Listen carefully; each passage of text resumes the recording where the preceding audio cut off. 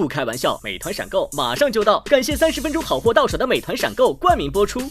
番茄是个宝，茄皇错不了，感谢约一颗阳光番茄在里面的茄皇联合赞助播出。让生活更开心，感谢国民白酒老村长特约赞助播出。96倍乳黄金续航母源自护力，感谢 A2 紫药 HMO 奶粉赞助播出。找回状态，脉动回来，感谢随时随地帮你 call back 好状态的脉动行业赞助播出。聊天吃乐事，分享更快乐，本节目由片片薄脆乐事不停的乐事赞助播出。真好笑，真有机，本节目由3方认证真有机的海天有机赞助播出。新一轮脱友全国巡演已正式开启，微信搜索效果小程序参与许愿活动。我们现在已经有3支3人小队成功晋级，今天将要继续进行的是2人组的 PK 对战。Echo 不看，古灵精怪。我们的口号是嗷嗷嗷嗷嗷。我们是玛丽莲梦瑞，让你们心碎。小丽和小高，无招胜有招。我一直隐隐约约的觉得这个世界是围着我转的，但是我没有证据。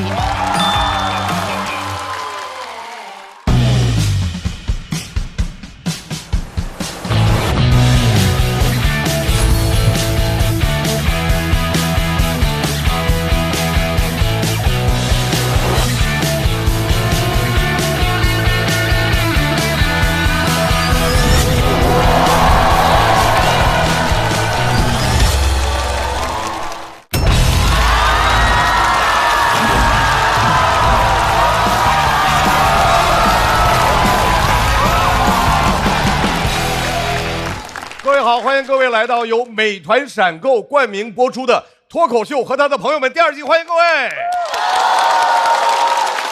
现在是我们第3赛段的比赛，我们叫交朋友赛。第3赛段的3人小组赛已经全部都比完了。目前我的右手晋级区，各位朋友可以毫无负担的看其他人表演。现在已经有3支3人小队成功晋级，他们分别是4大天王、蚊子、德子、叶子和5条手，再次恭喜各位。我们今天将要继续进行的是2人组的 PK 对战。在比赛正式开始之前呢，我们邀请了一位我们大家很熟悉的朋友来做开场表演。这位朋友呢，这次的身份变了，不是参赛的选手了。他的身份是编剧老师。唯一不变的是他对这个舞台的长情陪伴。让我们掌声欢迎鸟鸟。这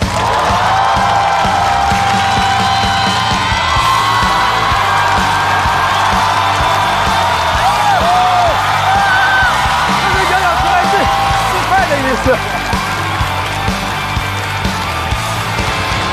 大家好，我是鸟鸟。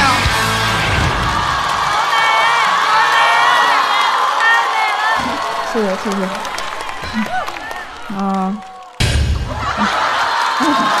谢谢秦科老师，是的，我还活着，是的，我今年不比赛，我今年在这个节目当总编剧。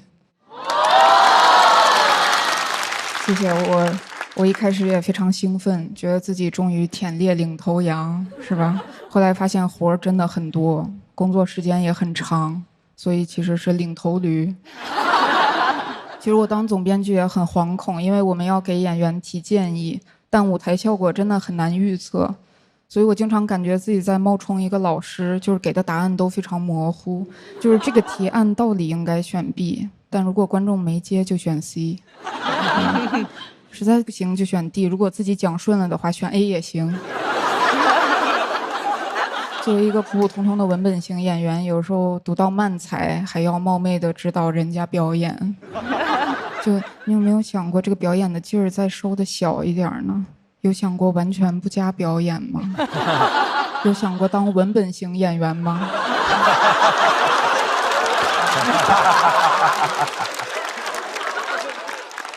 当然我知道我能当总编剧，一方面离不开自己的努力，另一方面离不开跳槽的杨笠。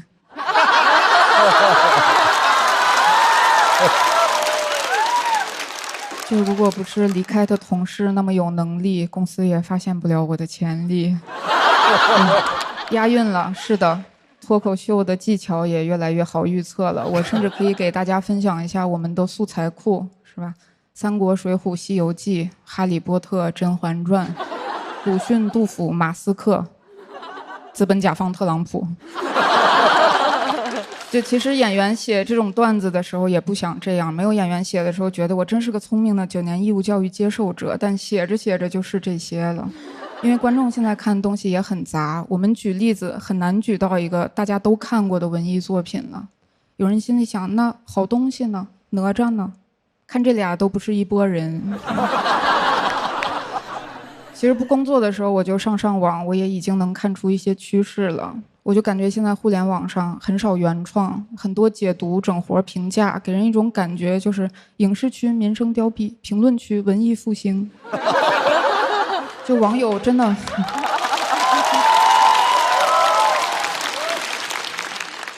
就网友真的很聪明，有一些评论非常精妙，比如这一条：打开美团点闪购，这才是年轻人的购物方式。也是我们演员的生存方式。我经常吃电子榨菜，有能力的时候自己也造一些。大家互为电子榨菜，一点主食不吃。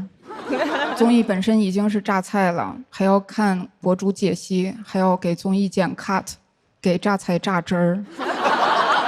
你乍一听可能觉得无聊，但真的很容易看进去。可能人有的时候就是需要榨汁别人吧，可能。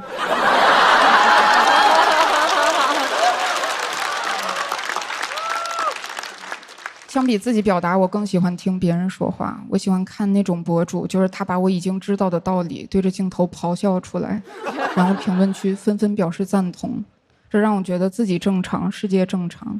但评论区只要有一个人反对，我就已经开始生气了。但下面折叠着300条回复，我又很欣慰，有人替我劝他。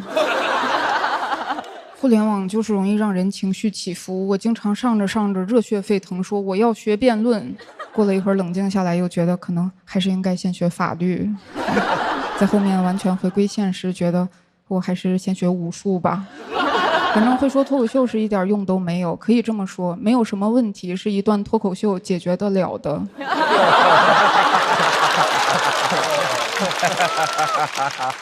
所以我今年没有参加比赛啊。虽然有时候也有感触，但总觉得说出来也没有用，反倒对自己很有害，是吧？同意你的朋友说你是嘴替，但反对你的人会说你偏激；但同意你的人只会同意你的观点，但反对你的人会攻击你的父母、你的长相、你存在的权利。就你以为你有时候只是信口开河，但有的人真的在开河。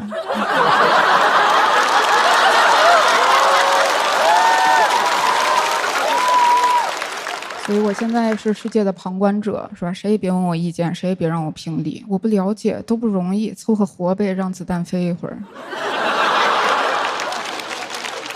朋友问我任何意见，我都两边赞成。我要分手支持，但我还爱他，理解。他总 PUA 我，可怜，我又给他织了个新围巾，漂亮。就我曾经觉得脱口秀演员是世界上最好的工作，因为有表达就有共鸣，有共鸣就不再孤独，不孤独就不再想死。但我没有想到，有表达就有反对，一反对就会挨骂，一挨骂我就想死，一想死还挺有共鸣的。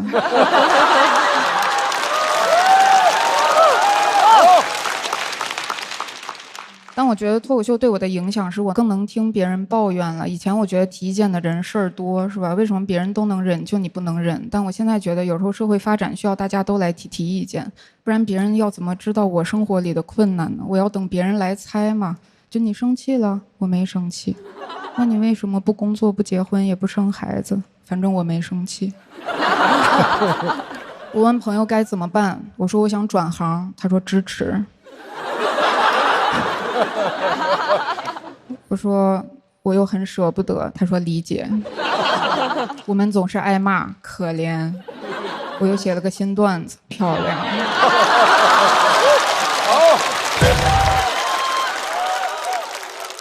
当然，我还是觉得脱口秀特别好。脱口秀可以给人带来快乐，也可以让人表达自己，但不比赛可以让人更好的表达自己。现在我表达完了，希望大家也不要太认真，毕竟这只是一些鸟语。谢谢大家，我是鸟鸟。再次感谢鸟鸟给我们带来的精彩的脱口秀开场表演。厉害！鸟鸟，我多问一句，就是。做开场的表演和参赛哪个会更紧张？还是参赛紧张一些，因为开场如果开好了，观众就很开心；如果开不好，观众就会盼着下一位演员上来。这是我第一次在现场看他的脱口秀，虽然之前是在屏幕上看过，但是我觉得现场看还是不一样，就现场看太过瘾了。然后他刚刚在他的这个段子里面讲的那些东西，我其实也有很多的共鸣。当别人对你有批评、有意见的时候，可能对于我来说，我觉得我会憋着，然后因为我觉得去辩解可能没什么意思，可能我会把它积累成一个素材，然后通过自己的音乐再去表达出来。我不知道鸟鸟是不是这样。对，我觉得确实。鸟鸟的音乐是什么呀？对，我也在学音乐。我要飞得更高。不，我是说我是音乐嘛，他是他的载体嘛。对，我觉得确实脱口秀比较好的就是，你有什么负能量是吧？消极的感觉，然后你可以在舞台上发泄出来。但有时候确实也是憋不住。我觉得我们是那种职场型艺术。就是有时候人确实需要发泄。我们再次把掌声送给鸟鸟老师，因为我已经感受到了他急于离开那个舞台的这种迫切。活儿结束了啊！鸟鸟从他结束了表演到此时此刻他坐下，我看到了他拔腿就要往台下走的这种动作的设定啊。鸟鸟刚才说了，在互联网上遇到自己相悖的观点，他的那个状态，最后通向一条路就是想死啊。鲁豫，你如果在网上看到和自己相悖的观点，在你底下评论这一堆流，你会怎么样？很多年前，我有一个印象非常深刻的一个事儿，太逗了。当时做一个国际突发大事件的一个直播，然后我所在的媒体把网上所有的留言给我打印下来，我就看。人是这样的，夸你的100条，你看完你很高兴，但过去了。有一条可能是骂你的，你就会记住，他是从你的观点认为你的观点不对。当年的人很淳朴，他留下自己真实的姓名、地址、电话号码，而且是家里的电话号码。碰巧那天我在香港刮台风不能上班，我就拨了那个电话，我说：“喂，您是黄某某先生吗？我是陈鲁豫。”我刚要说我对你的态度表示不赞同，我不认为这样，他就开始说：“哎呀，我们全家都很喜欢你。”对，是这样的，绝对是这样的。然后那件事给我留下非常深刻的印象，在于在网上彼此不管如何的发出一些不理性的声音，回归到现实生活当中，当你能够听到那个人、看到那个人、触碰到那个人的时候，人是有温度的啊。然后我就一直对他们家那天进行的打扰，我表示很歉意。我觉得特别好，每个人都有自己的方法。鸟鸟遇到不同意见的时候，有脱口秀，有表达欲的时候脱口秀。鲁豫会打电话去约人家。大老师你呢？刚才鸟鸟说那个，他有时候碰见一些比如别人的抱怨的时候，他会用他的智慧去这个回答呀，说真棒什么什么类的，就是这样的。我也就是说点谐音梗是吧？然后那个前一阵碰见一个我一朋友，就是他要离婚。然后他就一直说，他们家人都不让他离，他爸爸也不让他离，他朋友不让他离，他问我怎么办？我说你去找孔融啊，因为孔融让离啊。就这样而已啊，然后就差不多了啊，就这样过去了啊。我很后悔问了你这个问题，可能就会点东西啊，没别的啊。对，来吧。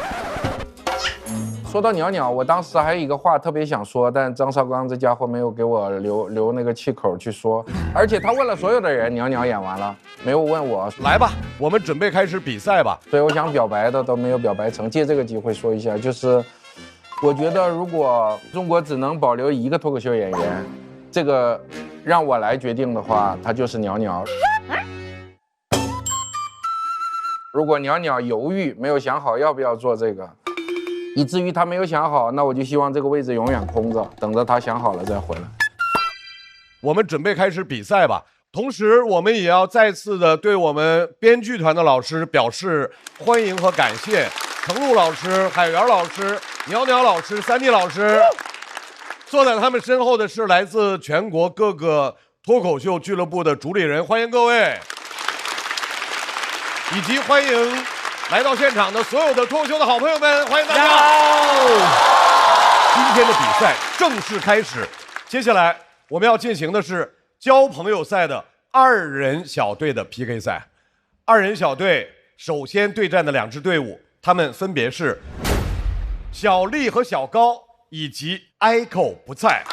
首先上场的2人小队是小丽和小高。2位是怎么组成一队的？我俩是通过王子涵认识的，对吧？是啊，他算是王子涵留给我的非物质文化遗产了。那不是，我这人挺物质的，姐。物质文化遗产。物质文化遗产。第一印象怎么样？火锅，我就记得是吃火锅那个。哦，我也记得吃火锅。吃火锅，他就跟那个虎牙在聊原生家庭，你们俩比谁原生家庭更惨。对。我是觉得他有点傻乎乎的那种感觉。我想这么的，我放弃了10票，让罗老师给我鞠个躬。不知道他在干嘛。其实我昨天说想打的贾浩算咖位比较小的，就脑子可能有点傻。我怕他把我赢了，我就没跟他说。就感觉人蠢蠢的，就我以为不睁眼的人是爱思考，但后来发现他就是睁不开。你们觉得好朋友应该是什么样子的？有权有势，有地位。你现在交到这种朋友了吗？没有。对于2位来说，友情是什么？啥也不是，是依赖和支持吧。这个显得我太不幽默了。不是，你本来就不幽默呀，怎么显得你？2个人一起比赛会比自己比赛更有力量吗？我会感受到有。我也感受到有，因为我寻思能让给我写俩梗啥的。这件事跟小丽姐提及了吗？提及了，但你别给我剪进去啊！你是给我剪进去，那我成啥了？这段掐掉，这段不行啊！承认真实的你自己。有约好后面一起去创作吗？我都叫他今天先别聊这些，休息一下再说吧。就是有点就是太过了。这种人，这是典型的侥幸心理啊！咱们不要学到屏幕前的朋友们，咱们一定要这个锱铢必较，步步为营，天天向上。他的梗我看了，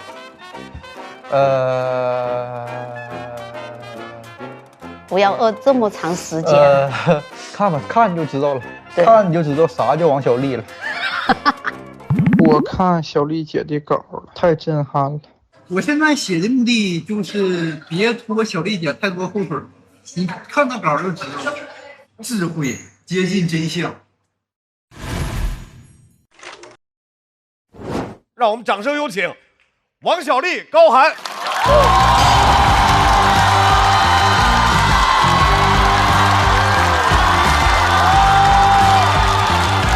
这没有什么凝聚力的感觉。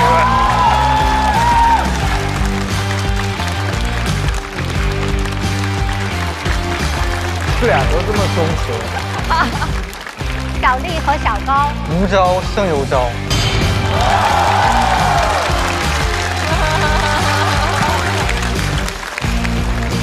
接下来要出场的队伍是爱口不菜，有请爱口菜菜。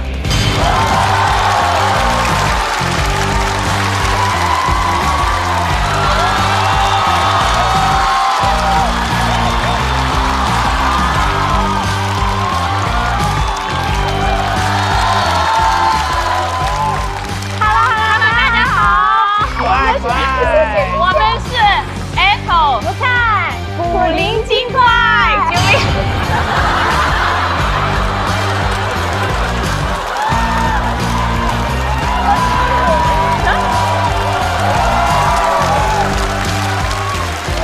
另一组冷静的可怕。我特别想问一下小丽和小高，你们2位是怎么组成的这支战队呢？本来我是要跟Echo 和菜菜我们组成3人队的啊，但是3人队的名额被抢完了。那我走还是咋的？我们甚至名字都取好了，一口利口菜，把高涵打败。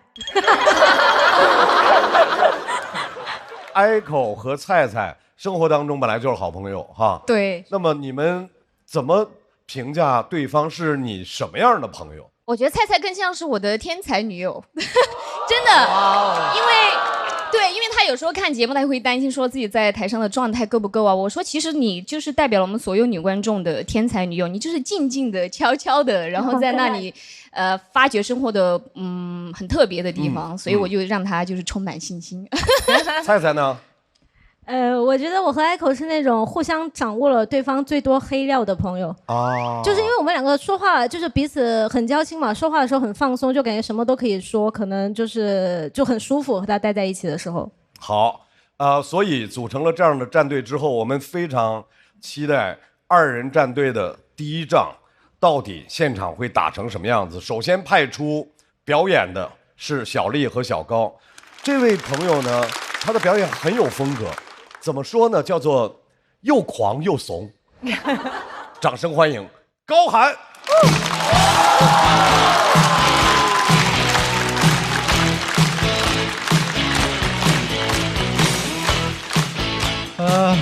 朋友们还有2楼的朋友晚上好，我叫高寒，然后咱们这个赛段是交朋友赛。其实我最好的朋友是高中认识的，他叫小雨。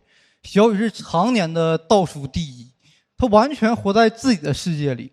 他上课睡觉，我们班主任一个非常暴力的中年男性质问他：“你知道上课睡觉是不尊重我吗？”小雨说：“啊，睡觉咋不尊重你了？又没跟你睡觉。”他说完，全班都不困了。小雨很让人难忘，但高3更让我难忘的是百日誓师。你们知道啥是百日誓师不？好，10来个人上过高3特别好，特别好。就是还有100天高考了嘛，那个校长就找个人过来演讲。第一个环节是感恩父母，那个讲师在台上，孩子们呐，想想家里那碗热腾腾的米饭吧，你该感谢谁呀？我说那肯定是袁隆平啊。孩子们呐，想想家里那盏亮着的电灯吧，你该感谢谁呀？我说那肯定是国家电网啊。以为我要说爱迪生，格局小了。而且我不爱吃米饭，我爱吃泡面。为啥呢？因为番茄是个宝，茄黄错不了。每桶茄黄使用约1颗阳光番茄。孩子们呐，我该感谢谁呀？感谢茄黄。我不感动是因为我爸妈完全不管我。2017年的夏天，他俩问了我一个问题，他说：“儿子，过2天就高考了，你还出门干啥？”我说：“我出门去高考。”所以我不感动，但同学们都哭了，都热泪盈眶了。然后这个讲师看气氛到了，他要随机抽一个人上台，给妈妈打电话说我爱你。我说这个我知道啊，这不真心话大冒险吗？抽到小雨了，小雨就上台打电话开始免提，他说：“妈，我爱你。”给他妈吓坏了。他妈说：“儿子，你搁外面杀人了。”小雨说：“啥呀妈？我这个是誓师。”你杀老师干啥呀？老师也是人。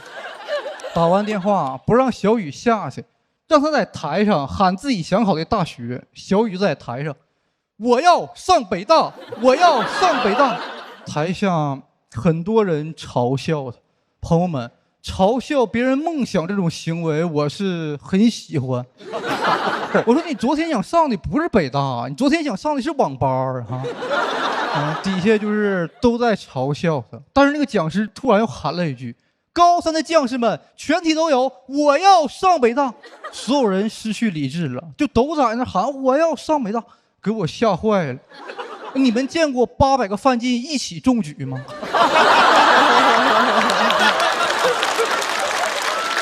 而且范进是中举之后才封的呀，还没高考呢，是不是封早了？早高封。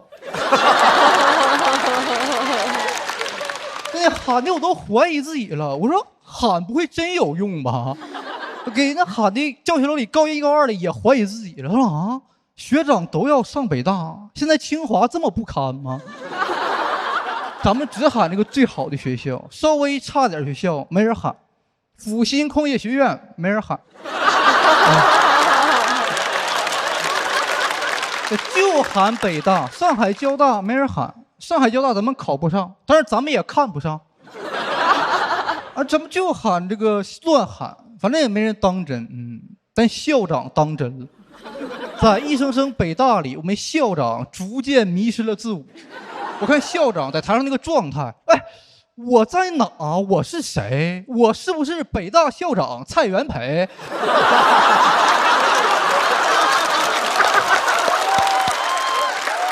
给他喊的热血沸腾了，在台上开始擂鼓，搬一个大红鼓就敲鼓，边敲边喊，说王侯将相宁有种。给我看懵了。我说校长是不是要造反呢？啊，真卖力气啊，出一身汗，把那个西装外套都脱了。我一看啊，不想穿西装了，想穿龙袍。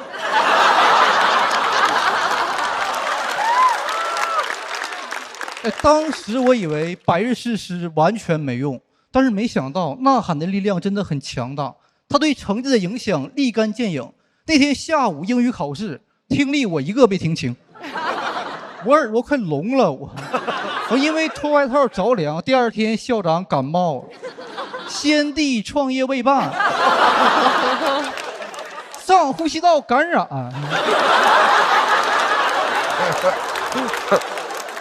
高考出分那天，小雨已经找到工作了。我们学校那届800人里，考上北大的一共也只有0个人，没人考上，因为上北大得考到全省前50，这在我那个小县城太难了。我们县上次能考全省前50的人是个秀才，这个是应该鼓掌的啊，你们可以鼓掌。有人说我这个段子价值观不正确。他说高寒，那你那个意思就是小人物就没有追求梦想的权利了呗？是，不是啊，不是，我想说的是，不要追求别人强加给你的梦想，你要追求自己真正想要的。就像那天他们都乱喊，只有我喊自己真正想上的学校，他们都在那儿我要上北大，我要上北大，只有我在旁边我要上霍格沃兹。讲到这，谢谢你们。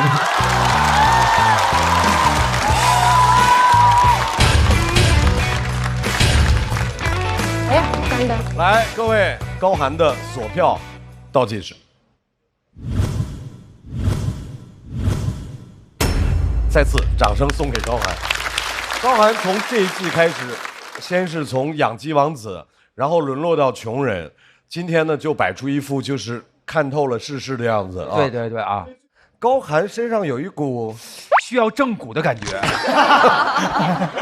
说不清道不明的一个劲儿。他特别好玩，他每回都能那个就是挑衅大家，就是总说一些你们就会这么想，但是我就不这么说。我看你们怎么反应。就像刚才的爱迪生和国家电网，对，好多好玩的地儿啊。而且明明是比赛，但是永远一副赖赖唧唧的，像是被别人硬拖过来的。哎，对，老感觉身边有蚊子，老得轰啊，但是他就这样啊。对，很好玩。刚最开始说他们评价您是又欠又怂啊？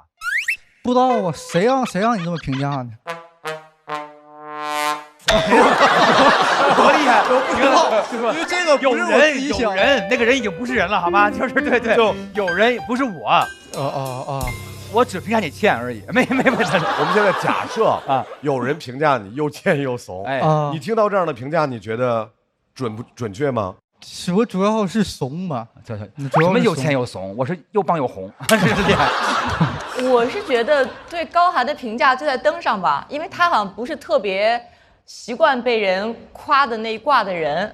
也习惯，我是表面不习惯，但我心里高兴。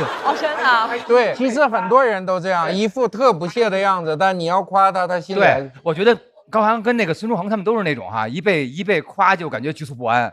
因为他怕别人夸的不全面嘛，对不对？希望能夸得再全面点。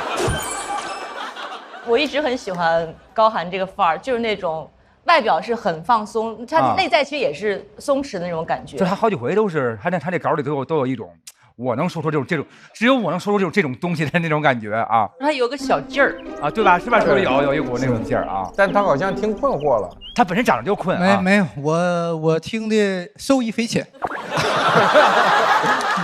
受益匪浅。我讲的挺赤。但我觉得高寒演的可以，然后其实给我挺大信心的，我就觉得可以放开了演。他担心我拖后腿。我跟他说，你不用担心，就算你演的不好，我也能把你捞回来。对，上台前原话。对，我当时太紧张了，我脑袋里觉得处理不了了，我就没想。他一直在背词儿。我说嘀里咕噜说什么玩意儿？好不容易给个招，没吃着。来，再次掌声送给高寒。高寒休息一下。要和高寒对抗的这位朋友，大家对他很熟悉，从大山走到城市啊。哎，你去那儿有座。然后跟我们分享过他的原生家庭，分享过他各种各样的生活山里山外。让我们掌声有请 Echo。Hello， 朋友们，大家好，我是 Echo。好美，谢谢。大家都知道哈，脱口秀呢是一门冒犯的艺术，演员都很冒犯，但是你们，我亲爱的观众朋友们，有时候你们也挺冒犯的。因为去年节目播出之后，我收到一条网友的评论，他说 Echo 这样的女人啊，看起来很高级，其实没有钱。破防了。他说对了，我没有钱，这么多年逛商场，我都只逛得起负1、负2楼，真的，我都害怕，我害怕以后商场越修越深，人还活着就下去了。有时候我觉得我这样的人可以在商场的负1、负2楼过完自己的一生，我饿了就吃大米先生，我渴了就喝沪上阿姨，我这辈子就靠这2口子。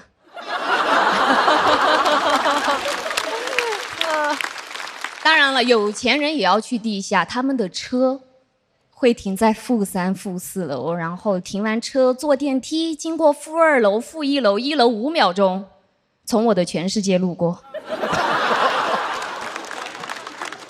其实我的梦想是能够在1楼自由自在的购物，但是现实情况是我只能去负1、负2楼买平替啊，因为我真的舍不得。其实那个时候我一直想要买水果耳机，我不知道为什么，我每次走在路上，看到风吹起路人的头发，露出耳朵黏的膜，高级的白色，我都会多看它2眼啊。后面我自己也下了狠心买了，风也会吹起我的头发，然后露出我耳朵黏的膜，高仿的白色，我都害怕它多看2眼。你知道，其实没有人在意你，没有人在意你，但你自己戴那种高仿耳机，你自己就会非常的敏感，所以你的肢体语言就会变得非常奇怪。所以你们经常会看到我在那边，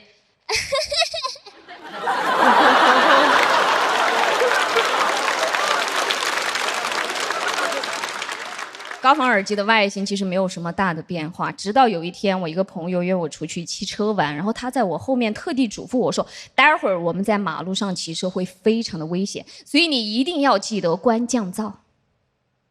降噪？什么是降噪？我当时真的不燥就嗨，什么玩意儿？我太尴尬了，我只能缓解尴尬，我就假装拿出手机出来关降噪啊，操作了1通，自拍了2张。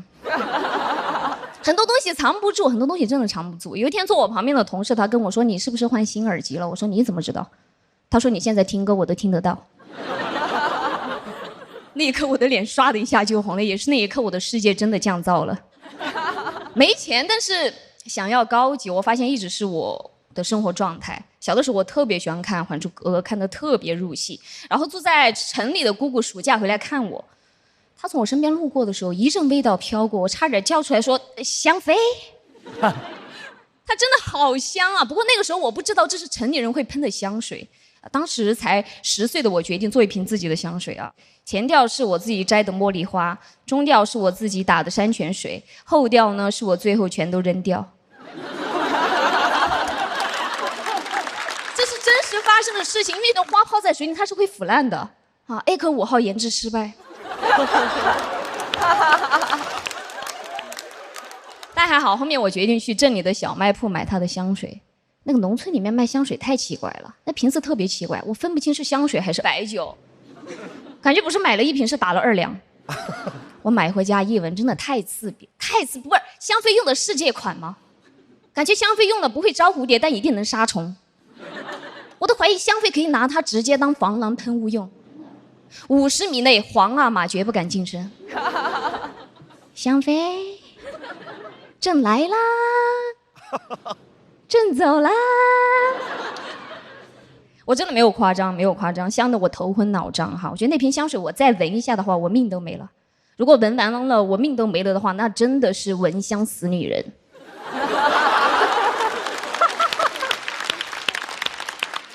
那是我有意识以来第一次想要模仿别人的味道。我感觉我想掩盖我身上的某种味道，那我身上到底是什么味道呢？后面我看了电影《寄生虫》，发现有人把这叫做穷人味儿啊！穷人味儿，天哪，多么刺耳的语言，穷人味儿！但是大家不要担心，我刚才闻了一下，现场是没有穷人的。我好像一直想要掩盖这个味道，所以从大学毕业出来的第1年，我就买了跟我姑姑类似的香水啊。过年回家之前特地还喷了一下啊。我妈觉得很奇怪，她凑近我闻了一下，说：“怎么回事？你身上有她的香水味。”我也很难解释啊，但我知道是我自卑犯的罪。真的，朋友们，变香是一种特权，不是每个人都有机会啊。之前我给我大姐买过一瓶香水啊，几年过去她都没怎么用。我都不明白是为什么。那个时候她其实已经在县城里面结婚生子了，然后她老公是做门窗的。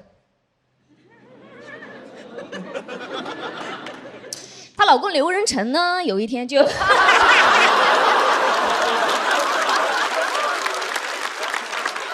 没有开玩笑，我姐夫真的是做门窗的啊，他会带着我姐姐出去干活，我很难想象我姐姐喷了香水，跟我姐夫说：“哎，老公，你今天上门安装，我全屋留香。”这一年终于攒够了一点钱，去年上的节目攒了一点点钱，我发现我可以不用只是逛负一负二了，我也有勇气走进1楼了，甚至我有了一些拒绝的底气啊。有一次我终于走进了1楼的一家专柜香水店啊，看上了一款香水，然后我跟这个导购员说我很喜欢。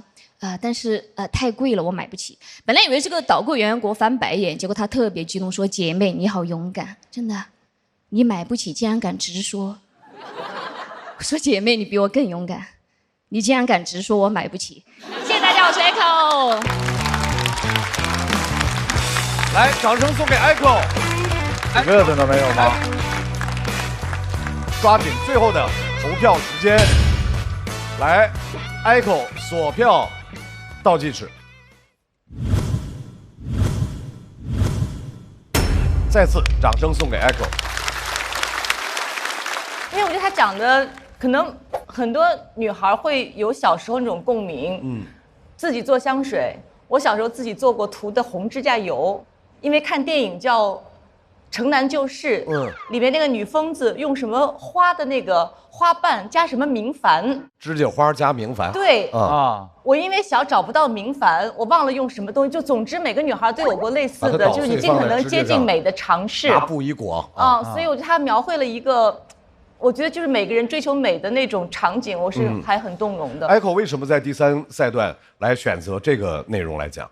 因为去年讲了从大山走出来嘛，然后我觉得城市里的生活其实是我新的开篇，所以有非常多关于贫穷的一些素材，可能我也会觉得男生的贫穷跟女生的贫穷很多时候是不一样的，所以我就想说，能不能去探索一下我真正的生活里面的这些贫穷的时刻，所以就觉得香水想要变香，然后夹耳机想要过上水果耳机广告里面的那样的生活，好像是我一直很期待的，所以就想写这2个题材。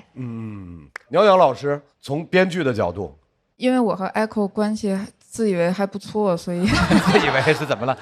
我觉得 Echo 表演最大的优点就是他即便在铺垫的部分也特别吸引人，然后我仍然觉得 Echo 的内容很有特点，就是走上了一条独特的洋气穷鬼的赛道。是啊。Echo 是一位有舞台魅力的脱口秀演员。对啊，当他在表演的时候，我们能够看到自信、光芒。再次把掌声送给 Echo， 同时高涵回到场上。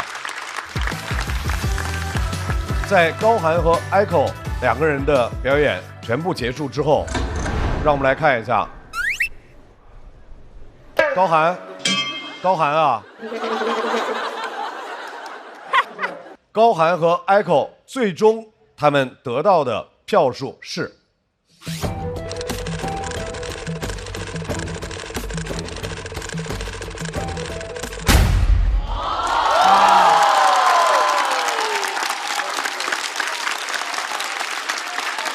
高涵253票，领先状态，所以请两位回到等候区，我们要看完下一组演员的表演，综合分数之后，决定到底哪组能够顺利晋级。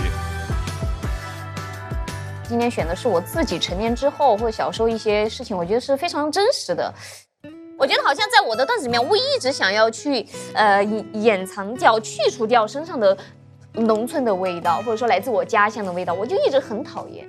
但我一发现，其实我所有大部分的题材全是来自于那个地方。其实我早就想把初心忘了，结果就是做脱口秀，怎么又把这初心捡回来？我会觉得说，选择我出现在这个舞台，然后去讲这种大山里面的故事，我觉得就是老天爷让我来的。我个人会认为我的故事还是值得出现在这个舞台，但是可能大家不太喜欢或者不太接受，也是我在我的预期范围内。马上要上场的这位朋友，他的特点是沉静，但是很锐利。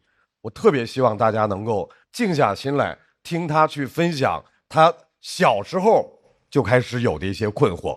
掌声欢迎王小利。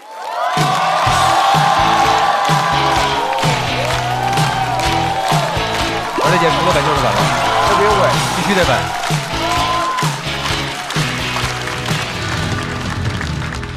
大家好，小丽 ，Hello。我小时候呢特别喜欢看电视剧，我记得我最早看的就是《射雕英雄传》，我很喜欢里面的女主黄蓉，她长得漂亮，武功高强，还冰雪聪明，这不就是我本人吗？我一下就带入了自己。前面的故事也很有趣，直到有一个情节，就是黄蓉求洪七公把降龙18掌传给郭靖。当时给我急坏了，我心想，干嘛传给郭靖啊？传给你自己呀！我知道你爱靖哥哥，我也爱靖哥哥，但是谈恋爱不能耽误学习啊。虽然那个时候我年纪小，但我也知道降龙18掌它是个好东西啊。而且人家洪七公都说了，郭靖太蠢了，教不了，你还拿吃的引诱人家教，你为难洪七公干啥？他一个要饭的。接下来的走向就越来越不对劲儿。黄蓉一直在陪着郭靖找仇人、找师傅，他好像从来没有一件自己想做的事情。我说黄蓉为什么没有自己想做的事情呢？我朋友说有啊，他想做的事情就是陪郭靖去做郭靖想做的事情。我说 what？ 射雕英雄传，大家不都是要当英雄吗？别人都在勤学武功、劫富济贫，你黄蓉在干嘛？组建自己的小家庭。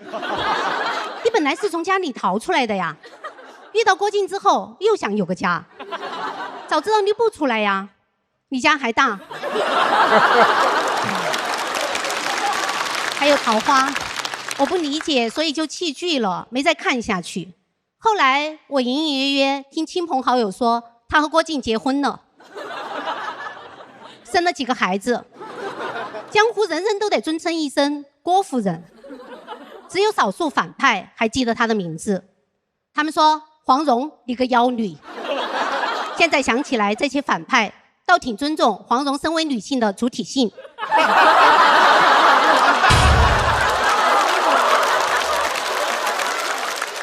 但黄蓉太不争气了，连自己姓什么都忘了。他本来姓黄，现在变成了姓郭，这不就成了第二姓了吗？黄蓉为什么不学降龙18掌啊？电视剧里说黄蓉怕郭靖武功不行，他爸反对他们在一起。你要练了降龙18掌，你爸都打不过你。你还怕他反对？当然了，郭靖武功低，还不会做饭，社交能力也不行。要是不练降龙18掌，就只能当花瓶。但是郭靖很适合当花瓶啊，又蠢又帅又善良。你们听我这么说，可能以为我把事业看得很重要，但其实不是。我觉得事业不重要，爱情也不重要，但好东西它必须得归我。我问爸妈，我说黄蓉为啥不学降龙18掌？我爸说谁许你看电视的？我问朋友，我说黄蓉为啥不学降龙18掌？我朋友说你太小了，你还不懂。我心想我们不是一样大吗？他还把这事儿告诉了其他人，所有人都嘲笑我幼稚，居然想练降龙18掌。我不知道怎么跟他们解释，我也不是想练，但是为了天下苍生，我可以练。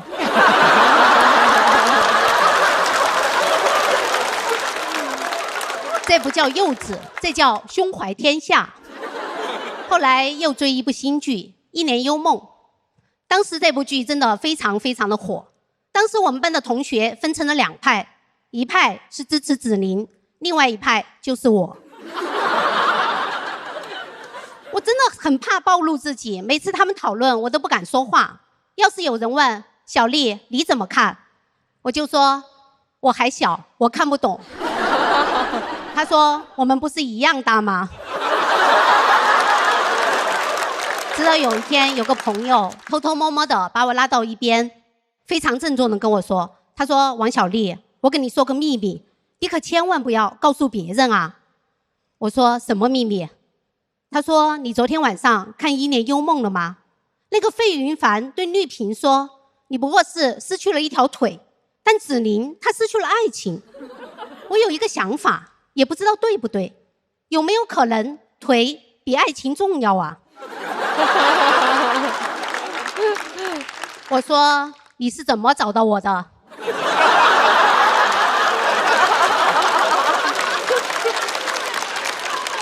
他说我观察了，你从来没有骂过绿萍。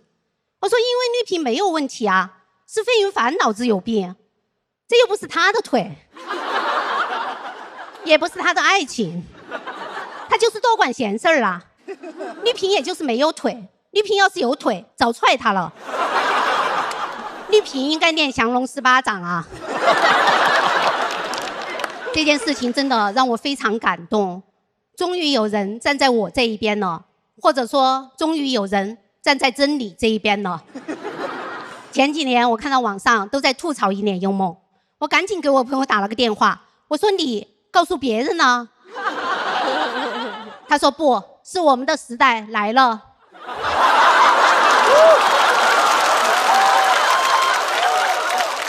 20多年过去了，终于等到这一天了，终于等到所有人都发现有问题了。原来有问题不是问题，没有问题才是问题。我小时候产生这些问题，是因为我爱思考、有主见、与众不同、不拘泥于传统的观念和价值体系，而且冰雪聪明。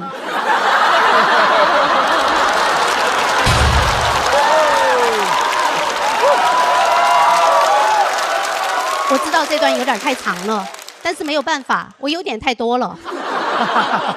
当我知道我产生这些问题是因为我爱思考、有主见、与众不同、不拘泥于传统的观念和价值体系，而且冰雪聪明的时候，我就好想穿越回去，告诉小时候的自己。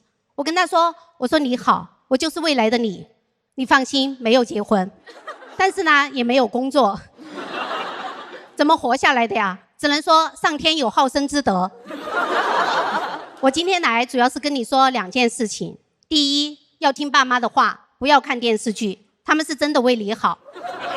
第二，你没有问题，是电视剧有问题。你产生那些问题是因为你爱思考、有主见、与众不同、不拘泥于传统的观念和价值体系，而且冰雪聪明。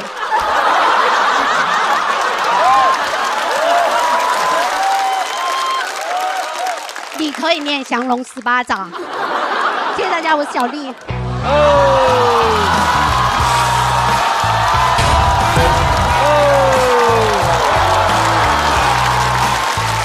火灯满票，真牛，厉害！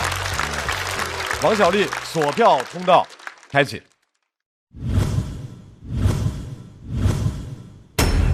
掌声再次送给小丽。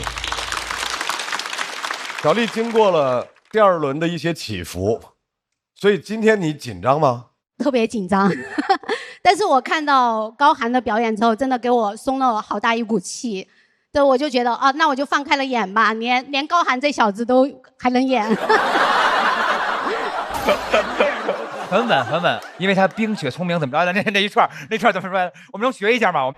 因为我爱思考，有主见，与众不同，不拘泥于传统的观念和价值体系，而且冰雪聪明。行了，记不下来，太胖了我。第2轮在某种程度上对于你来说有挫折感吗？完全没有，我第2轮可开心了，因为我是压着票进的，就是刚好是最低票进的。因为我以前一直隐隐约约的觉得这个世界是围着我转的，但是我没有证据。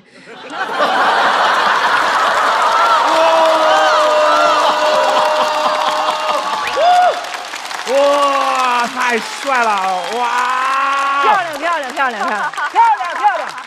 第2轮我找到了，因为小块哥的票跟我一模一样，然后把我带进去了。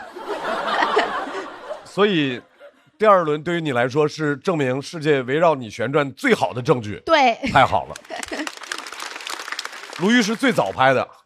对，听到后来听得非常的感动和激动。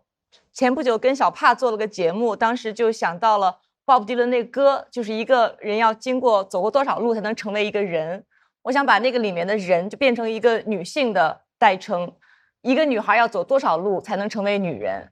就是我们这一路真的有太多的坑可能会掉进去，但是我们最终都能够自己爬出来。我觉得最后我们能够得到那个答案。所以刚他那一段我听了，一开始觉得特别好笑，然后最后非常的感动，所以特别谢谢小丽。谢谢卢豫老师，谢谢。他找了2个我们都非常熟知，然后非常经典的女性角色，然后呢，好像通过时间的这个时间线拉到现在，他对他们的质疑在现在这个时间终于产生了一定的反馈。我觉得这个东西其实是很巧妙的，尤其最后那个穿越回去，对，就对当时的那个小的那个自己说那番话，我会觉得那个特别感动。因为我曾经有时候会听到刘若英的那个歌，就15岁的自己，每次听到我就会特别动容，就是像那种感觉，你很想穿越回去，跟小时候自己说，你不用怕，你现在犯的错其实不是错，你就是对生命的某种积累，某种起步之前那个准备，就那种感受特别的深，所以我觉得非常棒的一段呈现。首先我们要感谢小块上一轮的时候讲得非常好，但分很低，拉到了一个比较低的线以后，把这么了不起的选手给救回来了。都是我该做的。我特别喜欢他作品什么呢？就是他好像唧唧歪歪的不讲理的讲一个套理特别正的一件事儿，这是他一贯的风格。貌似不讲理，对，但实际上特别讲道理，他讲的都是特别正的道理，这个是我特别喜欢的。因为就是你们看过13妹和安公子的故事吧？13妹怎么着？那个安公子明显是个废物，但这个13妹是一个女侠，长得漂亮，很飒，出身名门，一身武艺，就不离不弃的保护这个废物。然后我们虽然是男性视角，看着也发毛，明显是一个废物，全程都在保护他。哦，一见钟情了，是吧？没见过。我小时候也讲过，但我们那老师他说你就是喜欢讲歪理，所以后来就给我很多打击。隔了很多年，看到你就是跟我有一个类似的这样的一个认知过程，我还真的挺感动的。非常感谢小块，非常好。谢谢娄老师。对，而且我对小丽特别喜欢的点，还有一种。他老在强调爱自己的这个特别重要的观点，是吧？刚才你说那个，因为这个世界围着他旋转，围着我转。虽然我知道这是个笑话啊，但是我就觉得哇塞，一个人仅仅是承认自个儿的优秀是多么的难。因为我刚要承认我优秀的时候，就有1万个理由告诉你，你还是有弱鸡的地方，还有缺的地方。但是你就是坚信这样，因为我存在就有价值啊。对呀，就是这样，我就相信。小丽会鼓励到很多人，我们就是一个美好的存在，我们就是很优秀，我们相信我们自己，好不好？哎，我想听一听苗苗老师。我也感受到小丽姐的表演状态是一种平静的感觉，就是我可以平静的存在，我也可以就是不论我外表是什么样子，我内心非常踏实，然后我觉得这方面是特别让人羡慕的。小丽老师是我的精神图腾。谢谢聊聊老师，谢谢小丽给我们带来的这段精彩的表演。小丽，她并不是鼓励自己做到这样的，她就是这样生活的。小丽在精神世界就是活在我的梦里，就是敢于承认我就是优秀的。我对这个世界来说，不管从双向奔赴来说，我都是最优秀的那个人。爱她。小丽姐那个太震撼我，她一说完，我马上我就头皮嘣，感觉像被电了一下一样。然后我说不出来那样的话，但是我觉得她是向上看，我一般都会向下看。我虽然是这个世界的主角，但是好的事情肯定不会轮到我，这个世界总会刁难我的。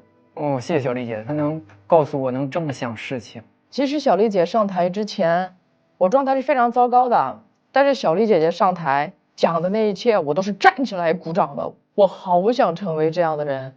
她和自己是自己人，我感觉我和我自己还是个外人，我还在霸凌我自己，这太牛了！谁能说出这样的话？只有王小利。当一个人对自己有极大的笃定和爱的时候，他就可以这样认为。下面要和小丽对战的这位朋友，也是大家的老朋友，他对生命就充满着好奇，对小朋友的世界也充满着好奇。掌声欢迎菜菜。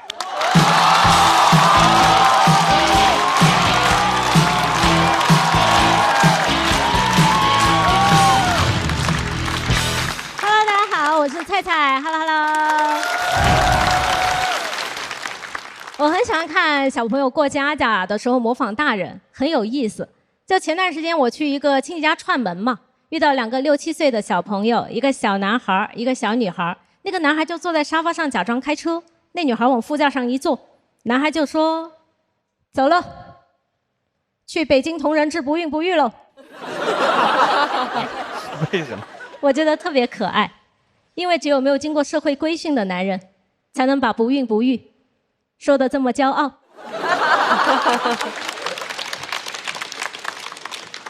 而且大家知道，就平时走亲戚是非常无聊的嘛，但我那天一点都不无聊，因为我就在猜啊，这2个小朋友他们模仿的是哪家亲戚啊？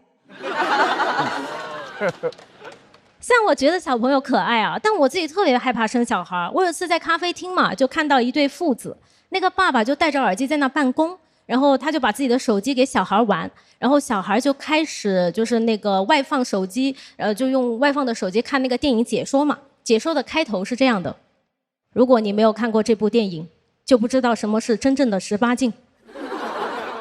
我当时想提醒一下他爸，但我又犹豫了一下，因为我也想听。这很奇怪，为什么这个小孩一刷就刷到了这个视频？是不是他爸爸平时不工作的时候，虽然闲着，但也没闲着？解说接下来是这样的啊，这个女孩叫小美，为了改善生活，她每天去当国体模特。我没改词啊，解说说的就是国体。我觉得还是得提醒一下家长，但我刚想提醒他，这个小孩就拍了拍他爸爸的手，他说：“爸爸，什么是国体？”他爸耳机都没摘，说：“什么是锅贴？锅贴就是肉外面包了一层皮。”我心想，这不就是国体吗？这就是我为什么害怕生小孩，我怕孩子看我的手机。因为小孩确实是很容易受成长的环境影响的嘛。就比如说我爸妈的工作，我也受到了一些影响。就小时候我爸是当兽医的，然后我妈呢是搞计划生育的。我爸的工作主要是负责接生牛马，我妈也是。而且我爸妈每天下班后就会跟彼此交流一天的工作嘛。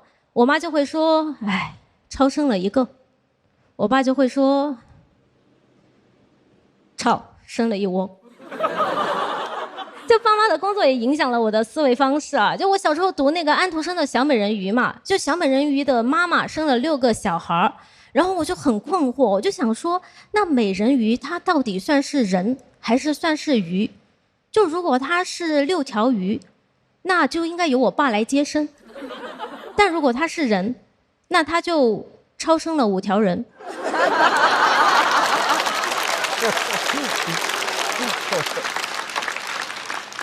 但虽然我爸妈做的都是生育相关的工作，但我几乎就没有接受过生理教育。而且我发育的比较早嘛，就是别的女生还没有开始来月经的时候，我就已经开始长胡子了。放心啊，今天刮了。除了长胡子，我还长腿毛，然后我的背上也长毛，就有很多小朋友他们就会嘲笑我，他说你毛这么多，你是个男的。然后我就回家跟我妈说了嘛，我妈就跟我说，她说不是体毛旺盛就是男的，你体毛旺盛有可能是因为你属猴。就因为没有接受过生理教育嘛，我就只会从最表面的特征来区分男女。就我小的时候，我是我们村同龄人里面唯一一个有正版芭比娃娃的。你们，我以为上海的观众见过世面。是这样的，其他小朋友有的只是那种2块钱一个的山寨芭比，就那个质量特别差。有一次我发小不小心把他芭比的胸摁下去，就变成2个坑，弹不起来了。哎，我当时就觉得我的芭比也是全村最高贵的公主，我甚至花了自己的压岁钱去买了个10个那种山寨芭比，给我的芭比当仆人。我现在觉得芭比很高贵啊，我觉得我的芭比很高贵，但是我又经常听大人说，就是一个女人她还是得结婚嘛，我就特别想给我的芭比找一个老公。但我当时其实知道芭比她有男朋友叫肯，对吧？但我爸妈不给我买，肯就变成了不肯。所以我最后就想了一个办法，就我从那10个山寨芭比里面随机抽了一个，把她的头发给剃了，选了一些剪短贴在了她的人中上，再给她剪了背心和裤衩，最后再把她的胸摁了下去。我就让她和我的芭比结婚，也算是给洋人包办过婚姻了。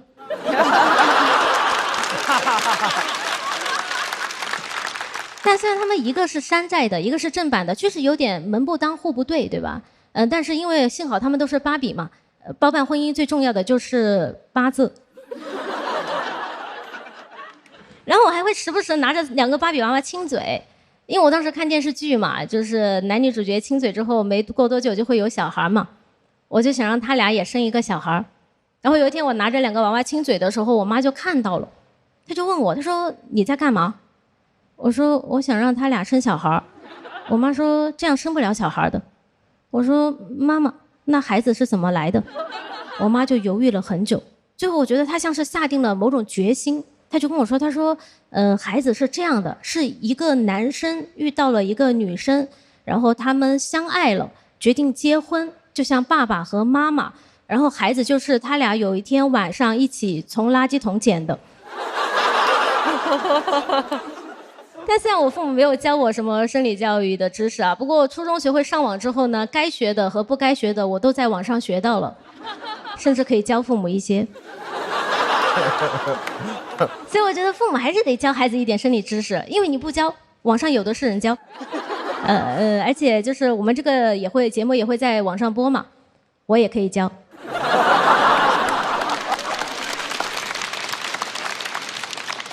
就小朋友们。孩子不是从垃圾桶捡来的，他们是锅贴贴来的。好，谢谢大家，讲到这里，真的开心。好了，菜菜的锁票倒计时，再次掌声送给菜菜。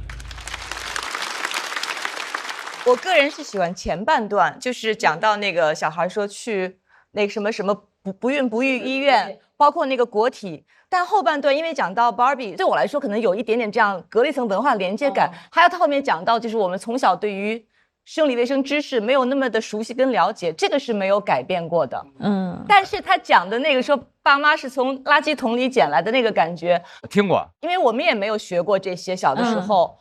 我小时候看电视里面放电影，老公跟太太两人说：“亲爱的，咱们要个孩子吧。”然后画面啪就黑了，第二天过2天小孩就有了。我说哇，这个台词很神奇，不能随便讲。说话就来了。对，所以很长一段时间，它对我来说相当于你爸妈跟你讲我们从垃圾桶里捡的，很有趣，但也很荒谬。我以为前面最起码进点儿相对可爱的小笑话，然后在后边再来那种狠一点的东西，因为菜菜有很多特别可爱的点，把一些相对重一点的话题啊，或者说深一点的，能用你最好的那种方式找到你那个点再爆出来，我觉得就更好了。谢谢老师。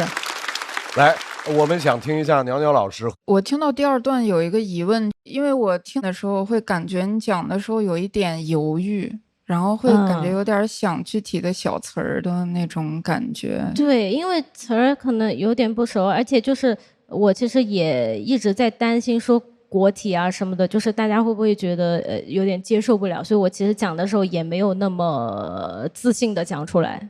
我觉得确实有时候表演状态也特别重要，就如果你自己很坚定的相信的话，就大不了剪掉，你知道吗？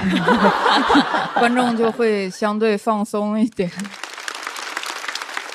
接下来我们就要请2组的4位全部来到舞台。来了，我跟你们站在一起算了，不要高喊了。我们3个在一起吧。高寒是不是因为太欠了？跟姐姐说聊点天啊。小丽和菜菜他们分别获得的票数是。不是怪我啊？怎么可能？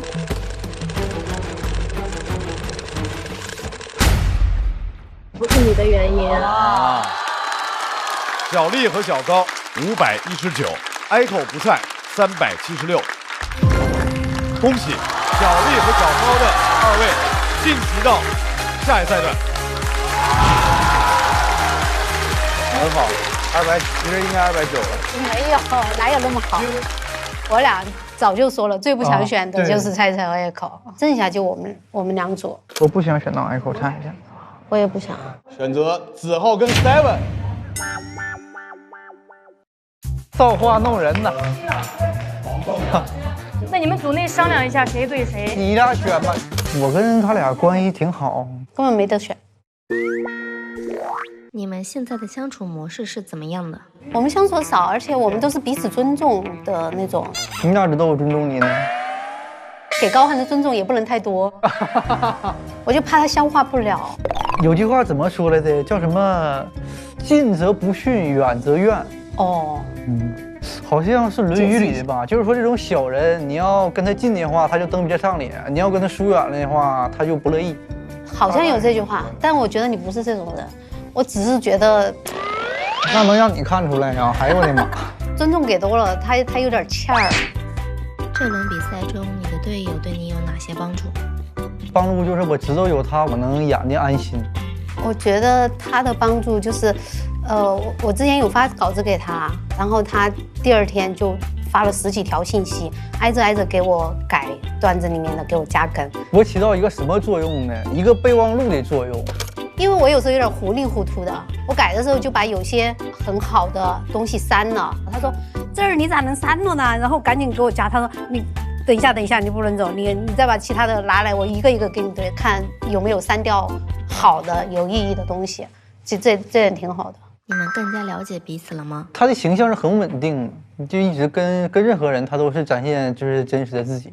但我更了解他了，所以我觉得他挺真诚而且善良。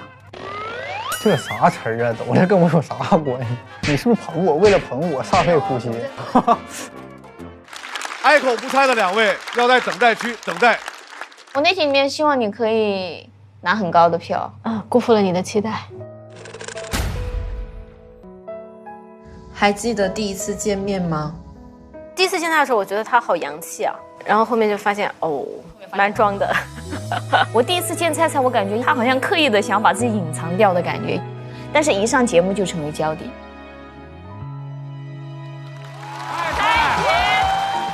如果就是女生真的来月经的时候阴气重的话，那职场的阴气会不会很重啊？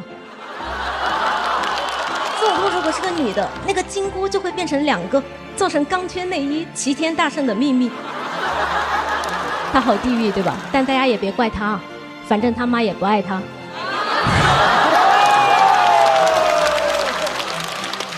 菜菜是一个非常聪明的人，他的文稿，他想的东西，一方面是有逻辑、有结构，一方面他也不会舍弃掉自己天马行空的一些想象。我们家有4个孩子，大姐、二姐，我还有我弟弟。一看这样的排列组合，你们就知道我们家是非常喜欢女儿的。你的风格到底是极简风还是后面有风？那么重要的部位露出来，你们不要命了？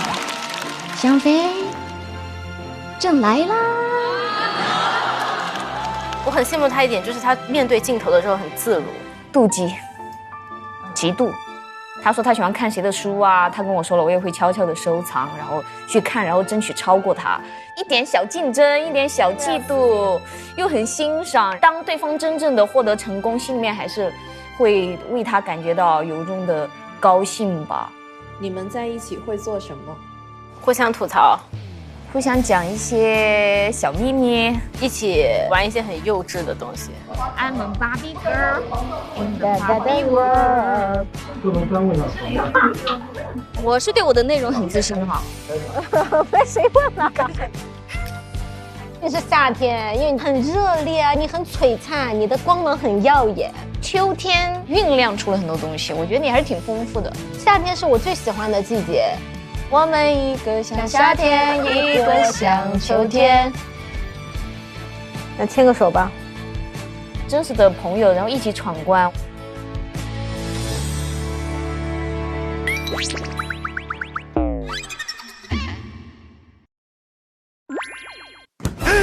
小七，帮我看个稿吧。少了点铺垫。铺垫。哎，来了。铺垫有了，还少了点节奏。节奏也有了，还少了点味道，少了点力量，少了点亮点，少了点氛围，少了点花活。这个爱人就不用了，那还少了点赞助。少了什么都可以美团闪购。30分钟就够。接下来要上场的2支好友小队是玛丽莲、孟瑞以及火锅和大刀。首先要上场的队伍，玛丽莲、孟瑞，让我们有请瑞瑞、孟川。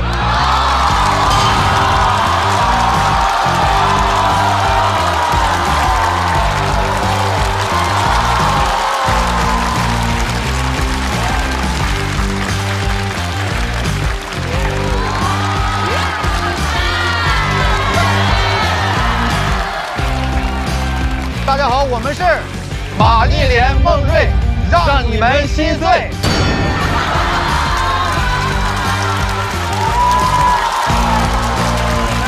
要和他们对阵的2人小队是火锅和大刀，2位演员的名字就叫火锅和大刀，掌声欢迎。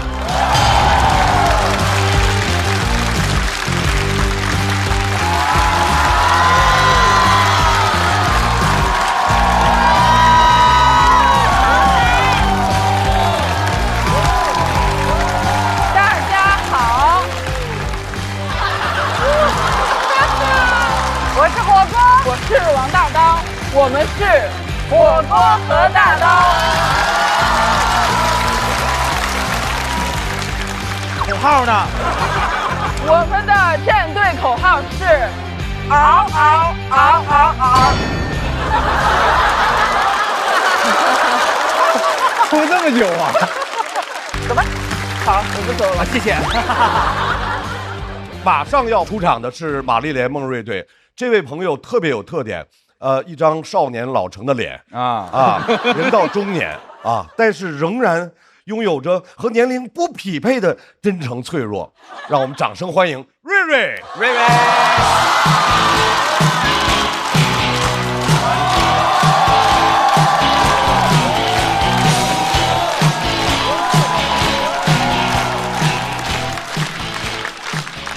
嗨，大家好，我是瑞瑞，谢谢大家。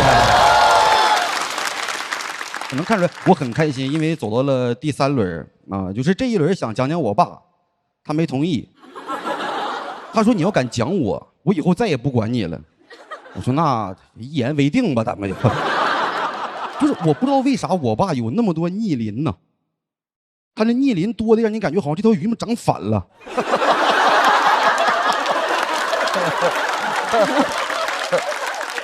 真的特别多的规矩，比如啊，他不让我踩井盖。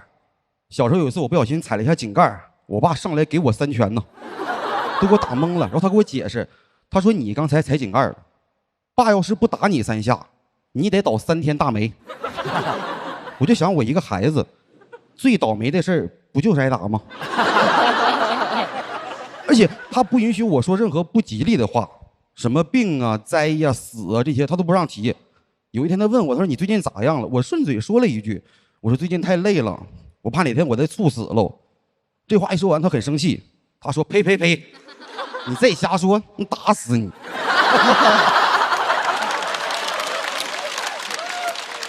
他不喜欢我那个死法。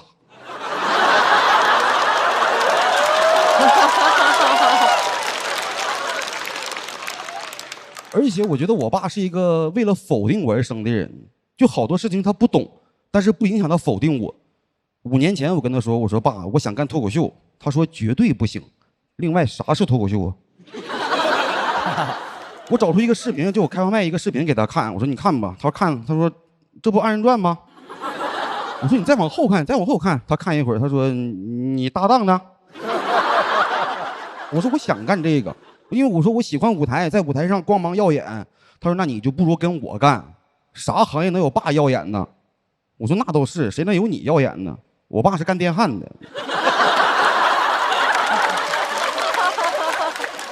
真耀眼呢，你时间长了还得上眼药呢。就是他劝我学电焊嘛，一直在逼我。他劝我学电焊那个理由怎么说？没有办法反驳，因为你都听不懂。当时他有一句话这么说的，他说你都31了，连电焊都不会。后边还有半句，哪有女孩喜欢你啊？我说哪个女孩会因为我会电焊喜欢我？怎么这姑娘买不起那仙女棒？你说我跟女孩相亲，女孩说咱俩不合适，我得走了。我说等一下，掏出一把焊枪。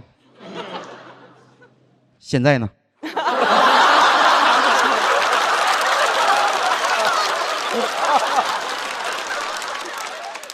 他说那我得跑了，我也不慌，因为门我已经焊死了。拿这个劝我，我爸说他这叫话糙理不糙。但是我觉得话糙理不糙是虽然我的话很糙，但它有道理。他觉得只要我的话够糙啊，他必然有道理。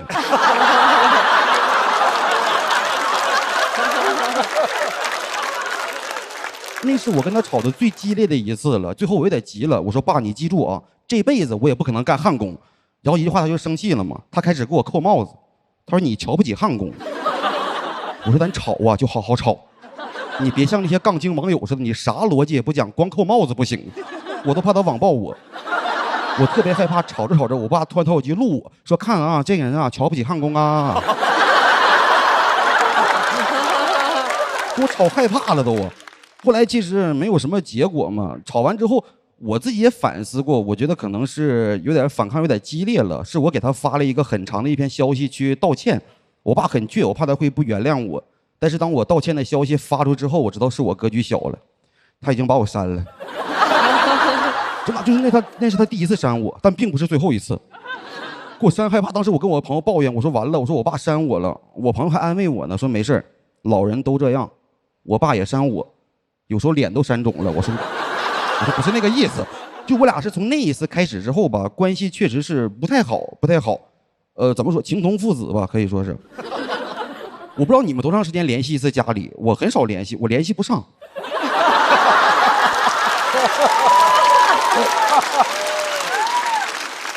我俩确实一直是有隔阂吧，一直到前年5月份发生一个事儿。前年5月份，我爸突然心梗，然后在老家的医院做了一个支架手术，当时是只有我能赶回老家医院去照顾他。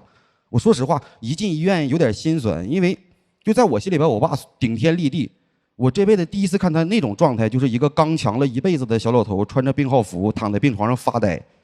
他对死亡充满了恐惧。比如说早晨医生会巡房，第一个就来看他，看完之后会跟我嘱咐几句，然后医生就走了，他就很紧张。他问我，他说儿子，完了，那赵医生今天咋不怎么笑呢？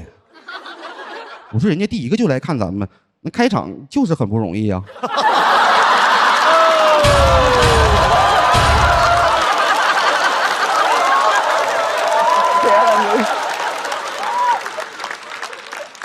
真的就是能听出来我在故意放松心态，因为我第一次经历父亲住院这种事情，我心态也崩了，但是我不敢表现，因为会影响他，我就故作坚强，每天笑着接水，笑着打饭，笑着陪他聊天，隔壁床都懵了，说你生病你儿子这么高兴呢？就是那次我陪他7天，我说实话我很珍惜这7天，因为我俩很少有机会能这么单独相处，就是有时候甚至会有点尴尬，但是我很珍惜，我连手机都不玩，什么也不干，我每天就陪他聊天。有一次聊天，我问过他，我说爸，我不跟你学电焊这事儿，你是不是特别生我气呀？我爸用沙哑的嗓音告诉我，他说父子之间哪有真生气的呀？你学不学电焊都是爸的好儿子。可以给我喝水了吗？我说你早有这个态度，咱们前天就喝水了。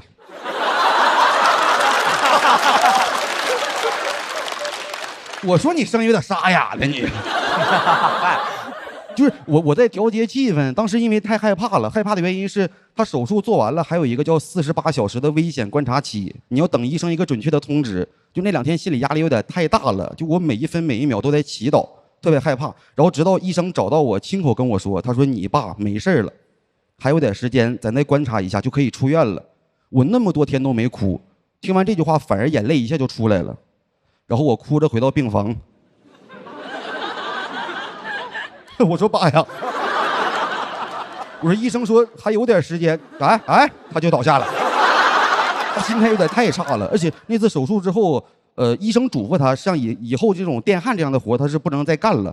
当他知道自己不能挣钱了，而且手术也花了挺多钱，他开始觉得自己变成了一个负担，然后就不听医生的话，自己硬出去找活干，强撑了干了10来天，回来跟我说，焊工就不是人干的活啊。我掏手机，我说看啊，这个人啊，瞧不起焊工啊。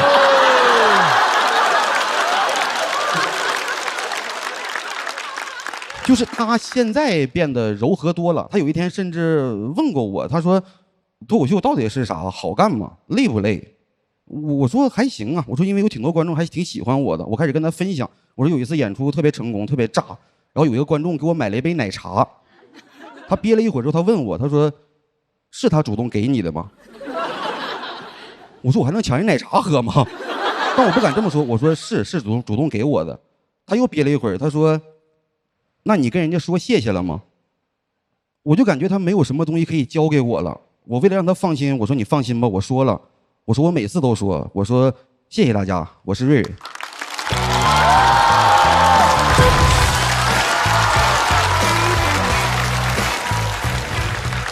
瑞哥在这个舞台上完整了我的主管妈妈和焊工爸爸，以及我的农村生活，最后一块拼图拼上了。瑞瑞，锁票倒计时。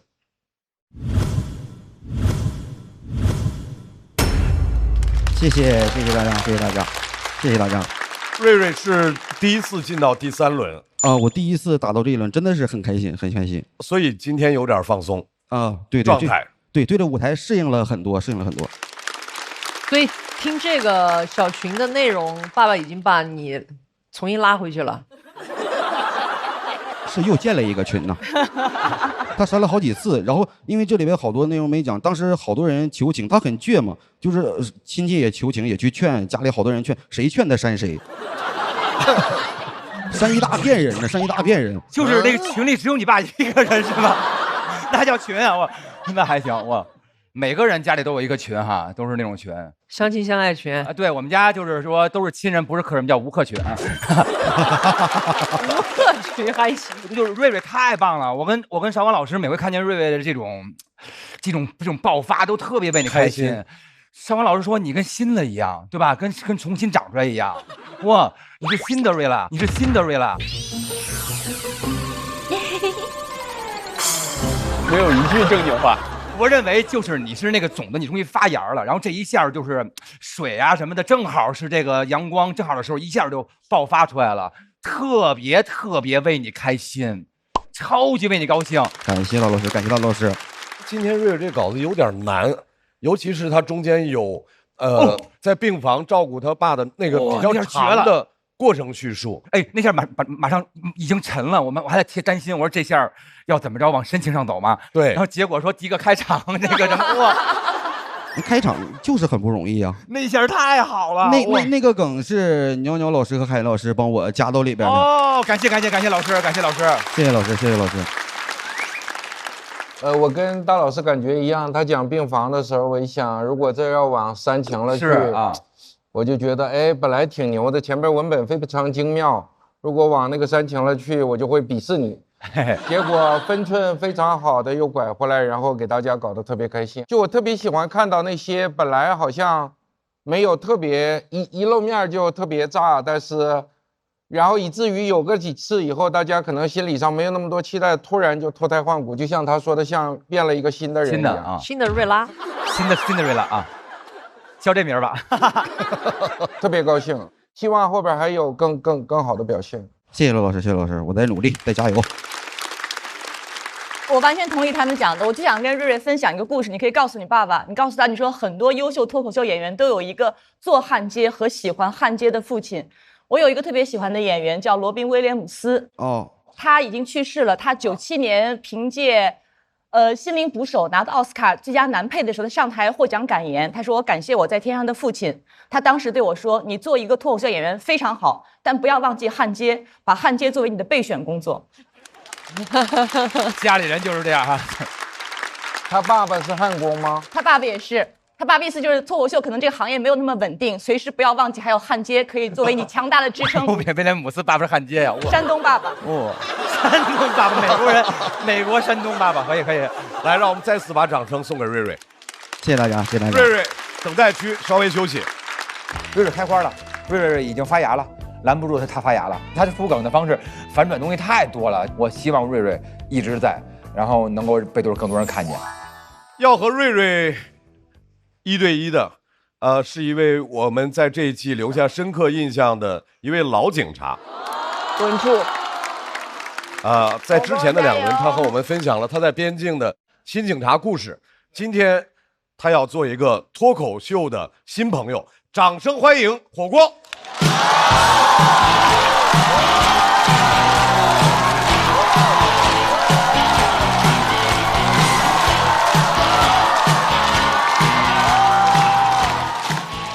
我是火锅，请记住刚才那一刻，那一般是我段子最响的时候了。我以前呢是一个云南的边境警察，做了10多年了。谢谢。我其实会有一些职业习惯。几年前呢，我妈让我去相亲，相亲对象是她同事的儿子。姓张，是一个卖玉石的本地人。见面以后，张老板开口就是：“哥们，我去泰国玩的时候，随手买了点串小郭，你看你喜欢哪个就拿啊。”我看到的是张某，籍贯云南，身份证号530开头。假装北京人，真是假装北京人。鞋上有泥，串是假的。喜欢哪个就拿是吗？哼，我想捉拿。张某就开始找话题，问我：“哎，你觉得？你觉得是什么呀？觉得是什么？边水往事配的真吗？”我听到了什么？我说：“我没怎么看过啊。”他说：“哟，边水往事拍这么好，你不看？”我说：“你下班了还看自己上班的监控录像啊？”那天张某给我聊了他在泰国的产业，我给他讲了裸聊的案子。工作和爱情总得占一个，我俩没成，这也算反诈宣传。后来我妈他们单位就传开了，说他女儿是警察，专门查人裸聊。其实这些都是小习惯，无伤大雅。但是有些习惯真的会让我很难受。之前我是一个老警察嘛，现在是一个新人演员。来参加这个节目的时候，我其实会忍不住下意识地观察其他演员。这些人啊，一个都藏不住事儿。坐在选手区说：“没事，我不在乎，我有正经工作，淘汰了我就去上班。”哎，你说这话的时候，你在搓你的裤子，你知道吗？你裤缝线都被你搓开了。7。我问一个老演员，我说我这篇怎么样？他说：“哎，没事儿，放心演，你学学我，放松演。”你说这话的时候，你眼睛一直往右瞟，你知道吗？智胜。我说完了，完蛋了！我现在唯一的方法就是往里面加梗，对吗？他说就是放轻松。比如我也会观察俱乐部老板，一群人坐在那儿，整期节目也没几个镜头，只有采访编剧的时候会坐直了。现在坐直已经来不及了啊！警察还原现场了。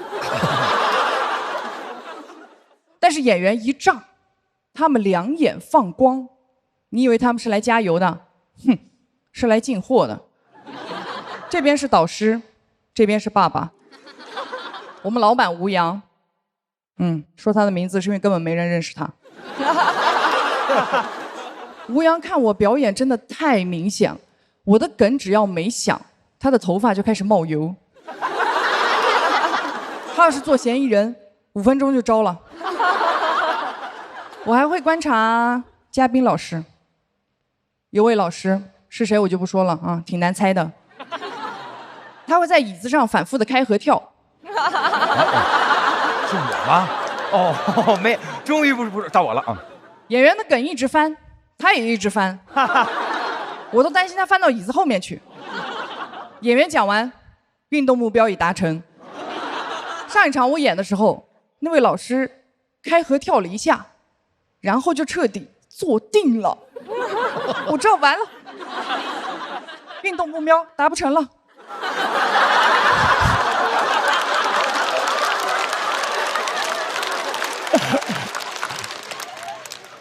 坐在待定区，其实我每次都特别难过，特别难过。我想着，我在谴责我自己，你们知道吗？我想着你来都来了啊，总得给这个节目带来点什么吧。我坐在那儿胡思乱想，我想着，我想起张学友演唱会的时候，总能在观众区抓到通缉犯。我想着，要不要我观察观察观众吧？要是不能带来点什么，就带走点什么。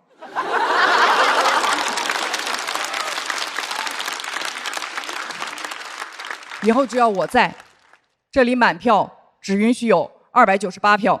那天演完，服装导演跟我说：“啊，姐姐你好帅啊，我拍了好多你的照片，你看。”我说：“那我好笑吗？”我看他瞳孔快速的收缩了一下，他说：“好笑哦。”其实大家都很好，大家都特别好。有个演员自己都淘汰了，还来宽慰我。火锅，你那个下颌线在屏幕上好看的呀。我说那我好笑吗？他说火锅，你那个下颌线在屏幕上好看的呀。一件事儿，大家知道你竭尽全力了，但是没有办法做得更好了。每个人都有过这样的时刻，对吧？你就会发现，大家开始找点夸你。录完以后，开合跳的老师跳着经过我身边，还跟我说：“抱，加油！”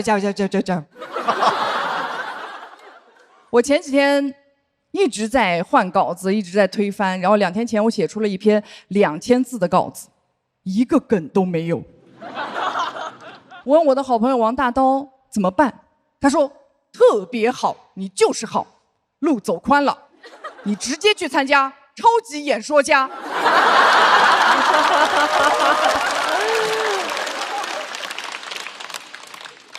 不知道夸我还是骂我。其实我本来想说，大家不用掩饰，我都懂。直到上次王大刀他在台上起舞，帽子掉了，我们老板头也冒油了。大刀觉得自己没演好，我说特别好，你路走宽了，你直接去参加，这就是街舞。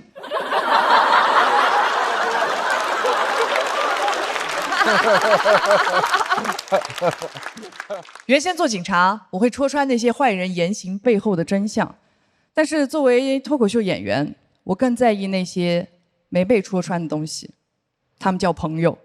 谢谢大家，我是火锅。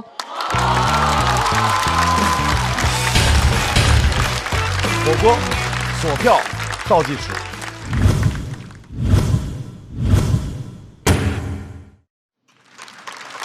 我觉得，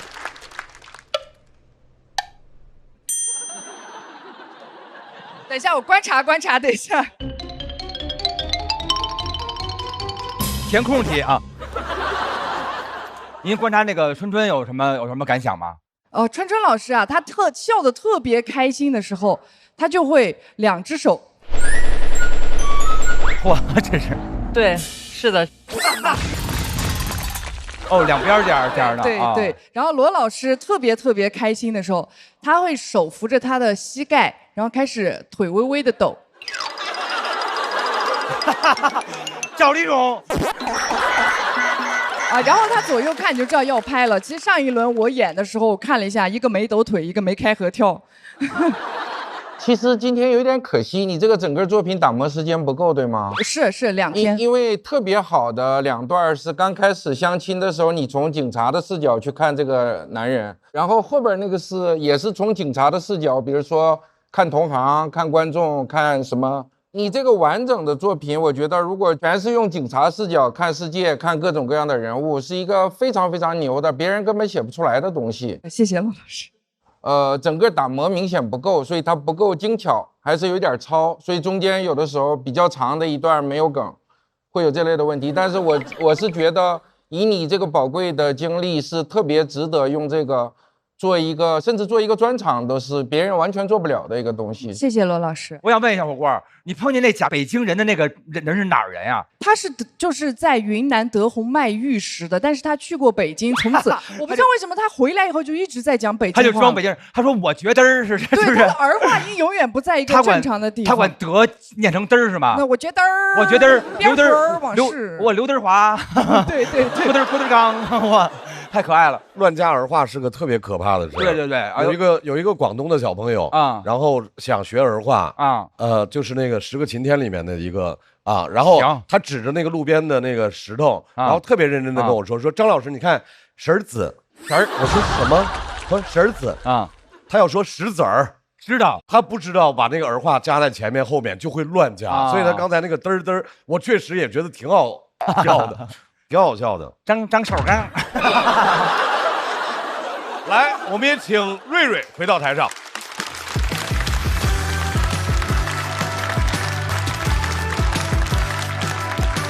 在瑞瑞和火锅的表演结束之后，我们来看一下他们最终获得的票数是。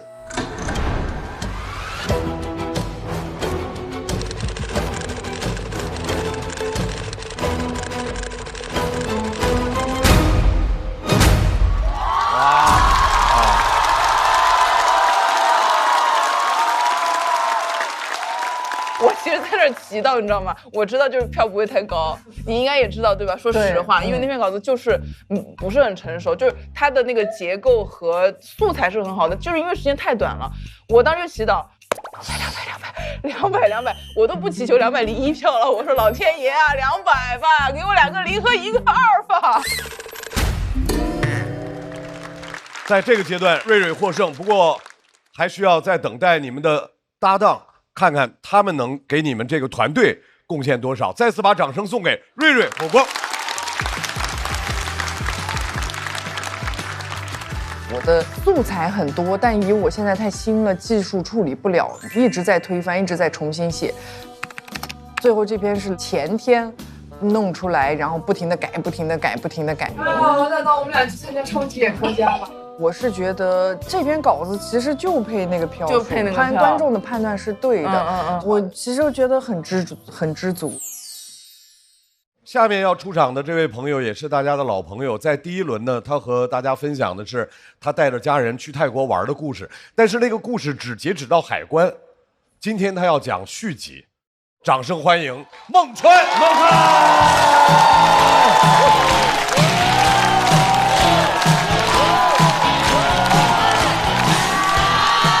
大家好，我是孟川。今年确实带着一家人去泰国那边玩了一圈。泰国说实话挺好的，但是就太晒了，黑得太快了。我穿了个白 T 恤，在那个海滩边溜达了一下午，晚上回去一光膀子，跟那个 T 恤没脱似的。当时我就多了一个想法，就是假设按照图片，在肚皮上面涂防晒霜，理论上是能晒一个纹身出来的。这对全国别的地方的人没啥用，但对山东人特别有用，因为这样又能纹身又不耽误考公务员。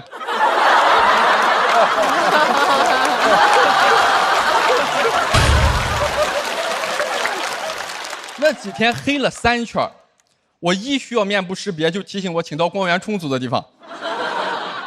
我去给我女儿买棉花糖，我爸就把那一幕拍下来了，那个图片看着特别温馨，但是那个 AI 自动识图起名，说这是18世纪40年代，美国农民庆祝棉花丰收。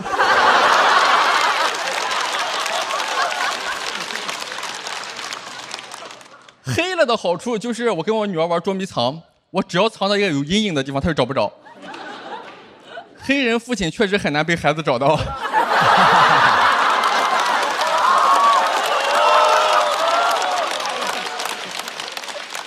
那几天真的黑的跟本地人差不多。我去浮潜，因为我不咋会游泳嘛，就跟教练用同一块漂浮板。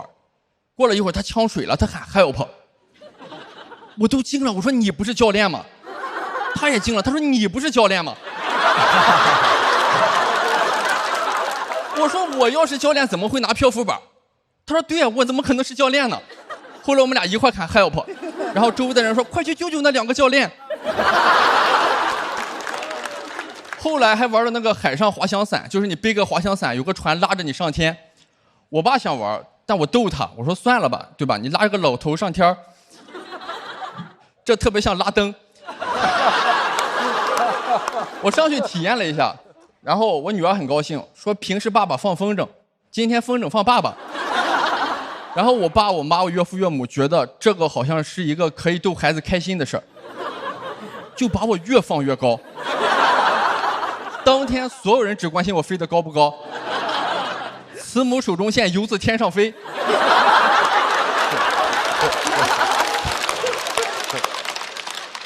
我在天上看着4个老人围着孩子逗他开心，我就想到这个历史典故，叫烽火戏诸侯。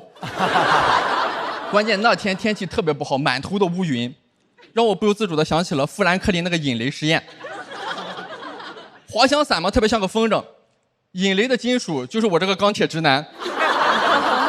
而且你想想，讲脱口秀这些年没少讲那个地狱笑话，就更害怕了。我上天之前还搜过，我就搜海上降落伞避雷，出来的都是避雷海上降落伞。而且被雷劈了肯定上热搜，说中国高人在泰国渡劫失败。我真的是很害怕，因为以前我们那山东嘛，上坟的时候都会在坟前跟祖先说说今年这些孩子们发生哪些进步，所以他们每年都会在坟头放我的脱口秀。哎呀，太厉害了，没有问题。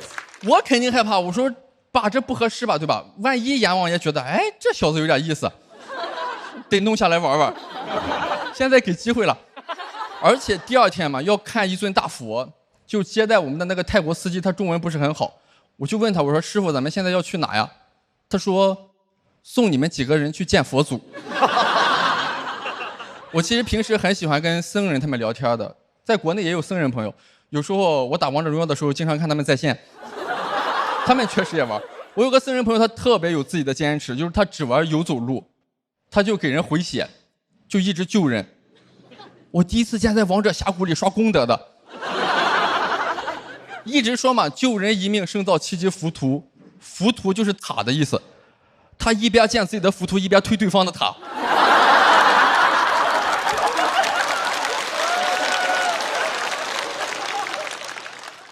这次在泰国也有幸认识了一位，就是在佛教大学的研究生，准确说是研究生。他也会一些中文，我就跟他聊，我说我是脱口秀演员，他说那你们这行也挺好的，给人带来快乐，这也算是渡人。我心里挺开心的，但嘴上谦虚嘛，我就说哎，小度小度。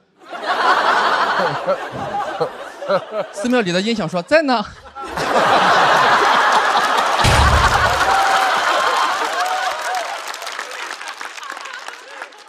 我很虔诚地问他，我说要是开玩笑冒犯了佛祖，他会生气吗？他说佛祖不会生气，但僧人会生气，但只要不是故意的就成。这个寺庙里边以前发生过一次事故，就是这个寺庙里边一位中文不是特别好的那个写宣传的人员，他在写介绍的时候，把舍利子打成了车厘子。你就看那个介绍，高僧火化了3天。推出来3颗车厘子，还散发着异香。我说这万一是个智利的高僧呢？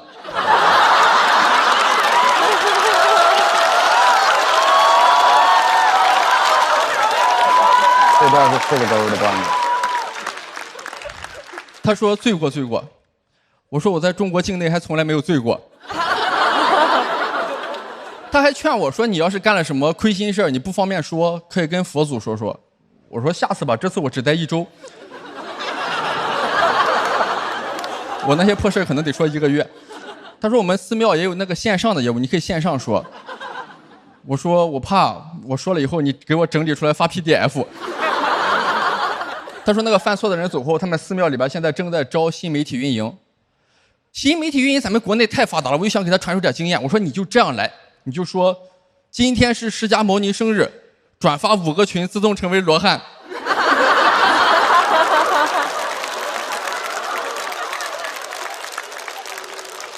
他跟我说招聘要求是名牌大学的，我说不是佛祖普度众生吗？咋还不度普通本科及以下了呢？他说正常，我们没有分别心，但是世人有。这个寺庙里的方丈还刚考了个水硕，因为引用太多佛经，论文查重还没过。我说你说话还有腐漏的。我说你们都有研究生了，那你直接写那台宣传不更好吗？他说不行，因为出家人不打诳语。过了一会儿，他的师傅来了，他就问他师傅，就是那个水硕，他说师傅，你发给我的那个佛法讲座的链接打不开了。他师傅说，那你换个 IP 地址。当时我脑子第一反应是哇，佛跳墙。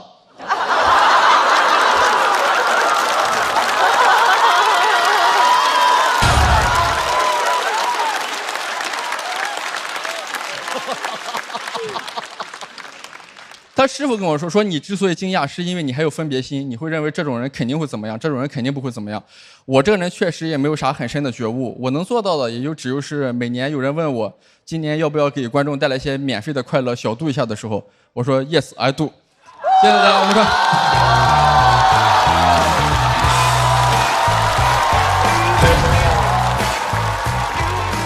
孟川的锁票倒计时，再次掌声送给孟川。还是这个孟川啊，太厉害了哇！我拍的那个点是佛跳墙，但是我一直听到罗老师不停的在笑的一个点是拉灯啊，对，是因为我是个老灯嘛，他们现在管中年人叫老灯，所以他刚才说拉灯的时候，对我觉得很开心啊，就没有点我，盛世点我，对，就特别开心。哎，你这个老灯为什么不觉得好玩呢？我觉得你更好笑。我觉得你是讲假装，不是老灯。你再想一想，我是中灯。咱把灯绳拉下吧，好了，谢谢。我觉得特别好笑，是因为他讲泰国已经讲了好几轮了。你知道，一般人如果讲一件事儿分成几次讲，你觉得注水，他不是，他是熬成一锅巨浓的汤，就是佛跳墙。我觉得非常牛的感觉。感谢感谢。我是那个小度是拍的，我实在是这个是你喜欢的梗，我当时就知太好玩道。了。哎，我在，太有意思了。而且这个就我说孟川这个，哇，他每回说这个脱口秀的时候，那梗密的，大家就一直拍手。这个没有一个蚊子呀能够活着离开这个现场，你知道吗？就啪一直拍。我觉得孟川对自个儿的要求已经不是几分钟有个笑话，就是说几秒钟，你是按字儿，是吧？其实我会把那个铺垫尽量缩短一点，这样那个密度能高一点啊。是吧？他已经觉得这个字已经超过10个字了，我中间还没有梗，这件事是我不能接受这个现实，就那个梗就必须在字数里头，他就密到这个程度。毕竟是总编剧出身，真的是厉害哦。对，感谢。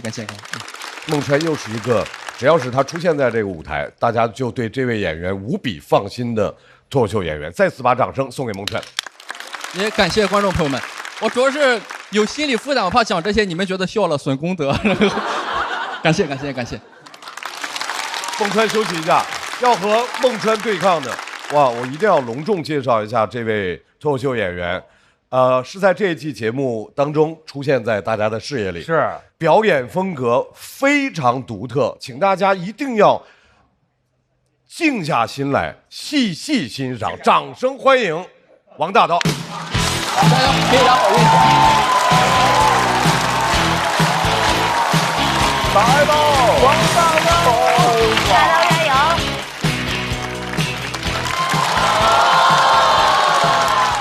大家好，我是王大刀。你们有梦想吗？我想有。我特别想找到一份我很擅长又喜欢的工作，这样我就觉得我的人生才会特别有意义。我大学毕业的时候的第一份工作是去到事务所做审计，我当时满怀了憧憬。我去到公司之后接到的第一份工作是去到云南一个农村，对客户的生物资产进行盘点工作，也就是数客户的鸡。为了保护这些鸡的卫生安全，我在进入这些不同鸡舍之前，我必须洗澡、消毒、戴口罩。那是一个冬天，我那天洗了非常多次澡。我进入鸡舍之后，我发现那些鸡在里面随地大小便，里面很吵，几百只鸡一起叫，我就是吵死了。但是我又很能理解他们，因为我要是上班上着，我的同事突然不见了，再也没回来。我也会呐喊，可是他们呐喊的太大声了，我有点崩溃了。我说给老子闭嘴！没有一只鸡理我。我那天数了2万只鸡，我回到昆明之后，我的第一件事情我是去麦当劳，我狠狠吃了一顿。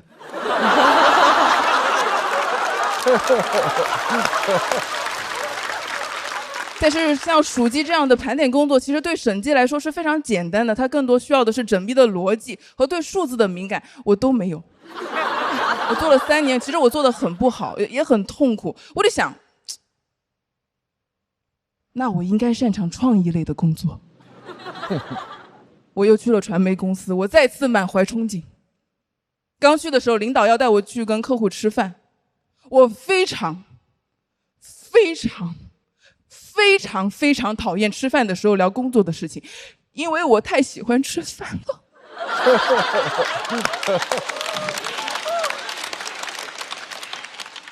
我吃饭的时候，我听不见别人说话。已经崩溃了的女人，就是。领导说没有关系，今天晚上不聊工作。那天晚上是吃火锅。我是一个四川人，我真的太喜欢吃火锅了。我当时就盯着那个火锅，想土豆再煮1分钟就可以吃了，毛肚涮15秒，鸭舌可以吃了。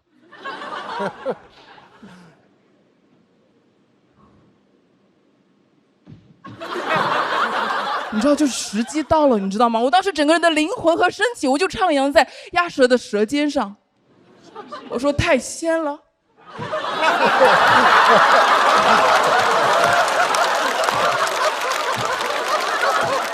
太嫩了。这个时候有个声音传来说：“王大刀，你觉得刚刚张总说的怎么样？”我说：“张总。”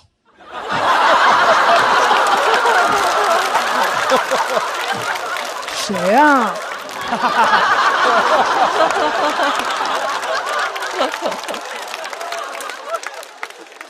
我当时非常的生气，因为那个鸭舌还在我的嘴巴里面。你知道鸭舌是不同于毛肚和牛肉的，鸭舌是需要你用牙齿和舌尖去雕琢的一件工艺品。工艺品。好，你要聊工作，我们就不要吃火锅。火锅啊，火锅是东西煮熟了就一定要吃的，对吧？毛肚就是涮15秒，牛肉变色了就熟了，鸭肠弯了就要吃了。贡菜要吃脆脆的，不吃就老了。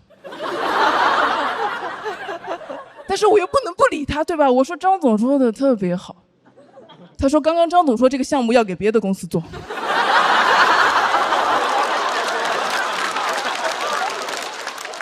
我当时就感觉自己特别的不专业，对吧？我好像就是不专业，就是他说不聊工作，我就以为真的不聊工作。我2年了，我老是听不懂他的言外之意。我不擅长抓取信息，我非常擅长抓取脆毛肚。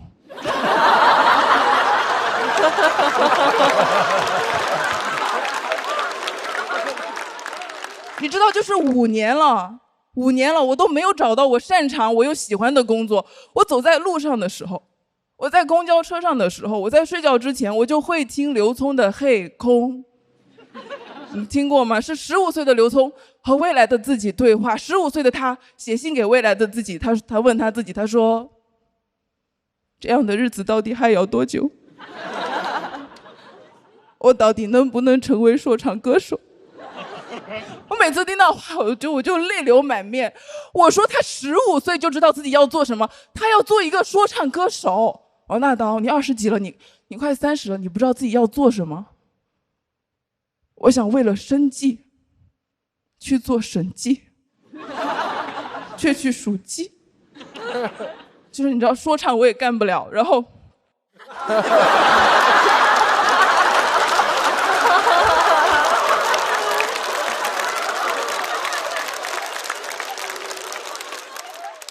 我去北京去看马丁路德金，我有一个梦想纪念会。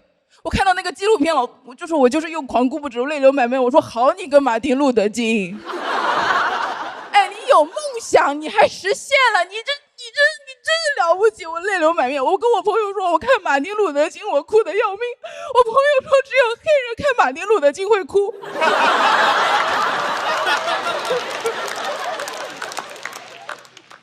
我就很难过，这5年也流了很多眼泪，就是老想这些事儿。然后过年回家，我就去看我爸。我爸是一个非常非常特别的人，他在银行做保安的工作。谢谢你，这是一个笑点。但是就做保安的工作，我去看他，然后他跟我分享，他说：“爸爸最近发现，一些学历高的人能力也非常一般。”我说：“为什么，爸爸？”他说前段时间银行来了一个澳洲留学985本科的实习生男孩，行长前几天让他去办公室找一个保温杯，他找了半个小时都没找到，爸爸一进去就找到了。我说为什么，爸爸？他说因为爸爸把那个保温杯给藏起来了。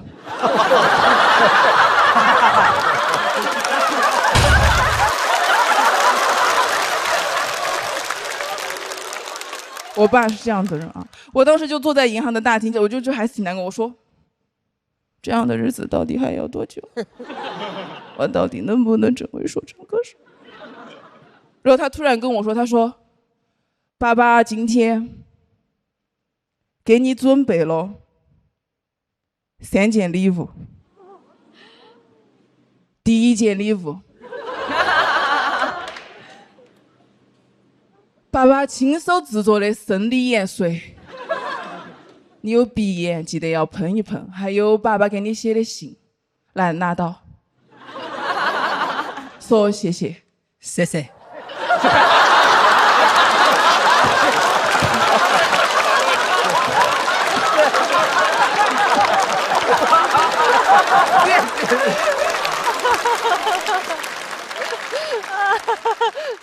爸爸给你准备的第2件礼物，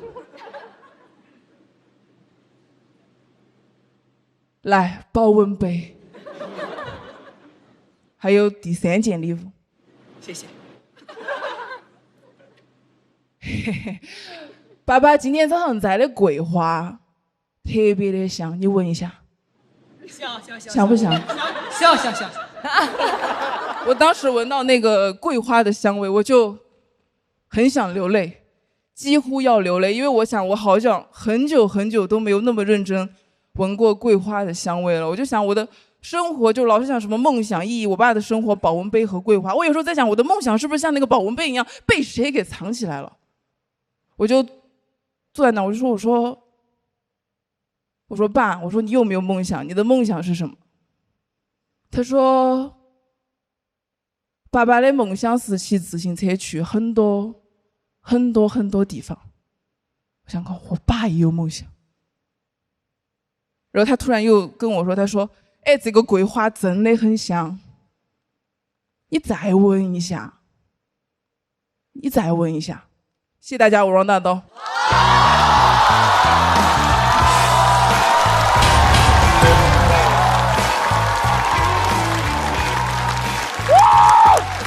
来，王大刀的锁票倒计时，再次掌声送给大刀。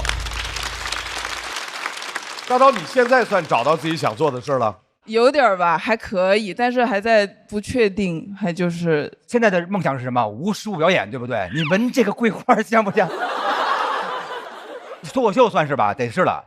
想就是还挺喜欢喜剧的，但是不知道自己到底能做多久，做成什么样子。你要做大刀，这是个很特别的脱口秀表演，它更像是一个单人的戏剧表演。你知道很像什么吗？就很像我们特别喜欢看那个《伦敦生活》那个女孩，叫 Phoebe Waller-Bridge， 她演的就是一个人的舞台剧。所以我为什么说你不要怕，就是因为它可以是一个很长的一大段的一个个人舞台表演。其实一开始会觉得有一点怪，不知所措，但是听到2/3的时候就被你给带进去了。2/3才带进去。我作为一个成都人，我在鸭舌早就进去了呀。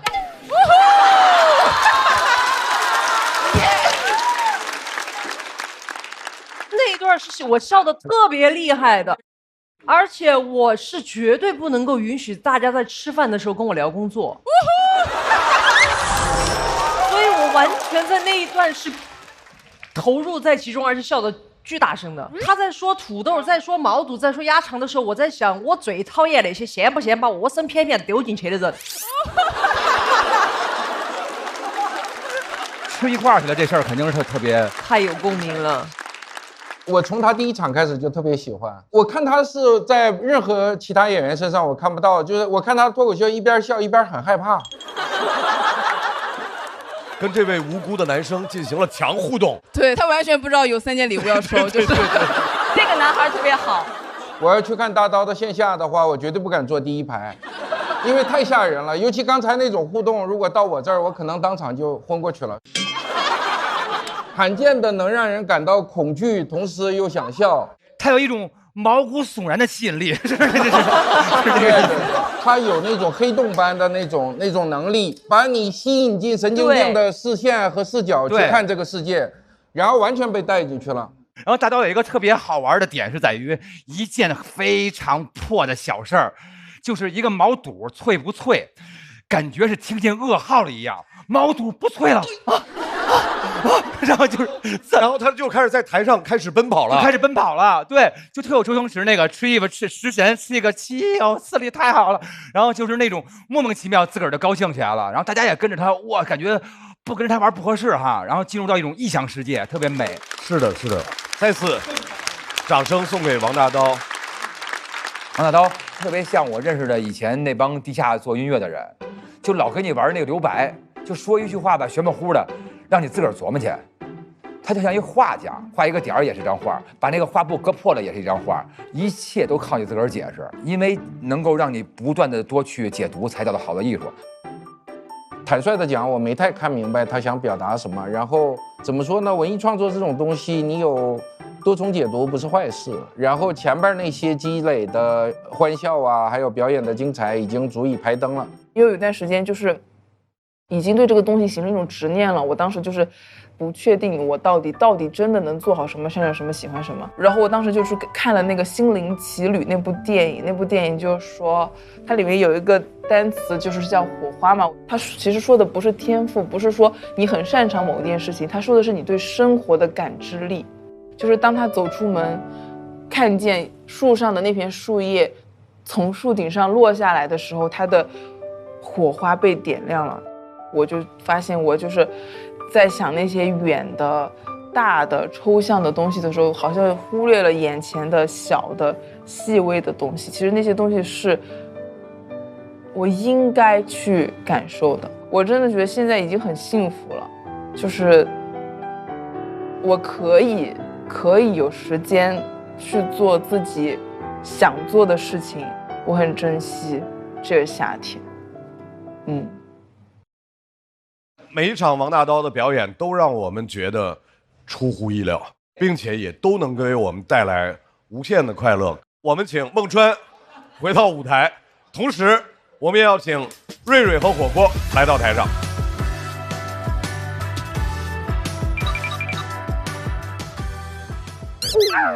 真好！咱俩也抱，咱俩也抱，咱俩也抱。瑞瑞跟小狗似的。我们先来看一下孟川和王大刀，最后他们获得的票数是278，一会儿278，我们就267，势均力敌，势均力敌。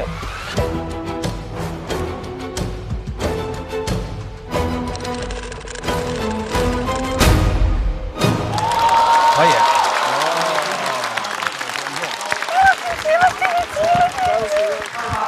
恭喜玛丽莲孟瑞队的瑞瑞孟川晋级到下一赛段。谢谢，谢谢，谢谢。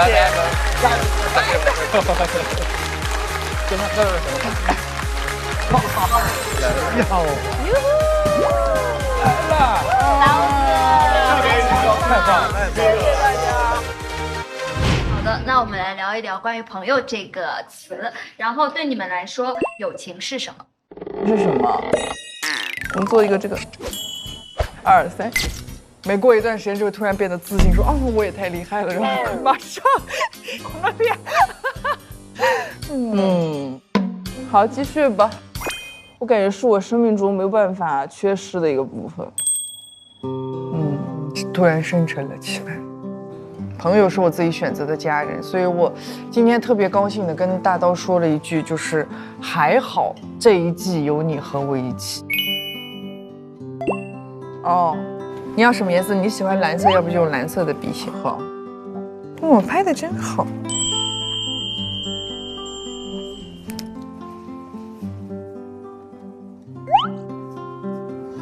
有点想哭，不行，不能哭，哭呗，反正我不哭。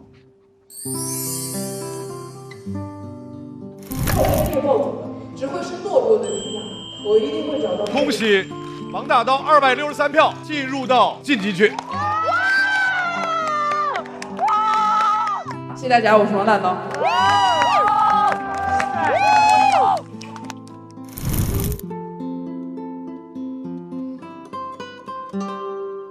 我说友情是很多很多，没有，因为我看到他后面写的这句话了。他选的猫，因为他不愿意向生活低头。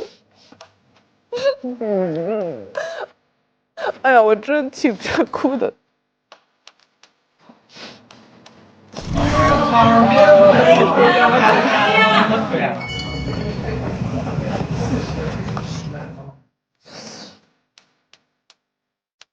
我无助的时候，我知道他会接住我，是别人都希望我强，只有他希望我好好吃饭。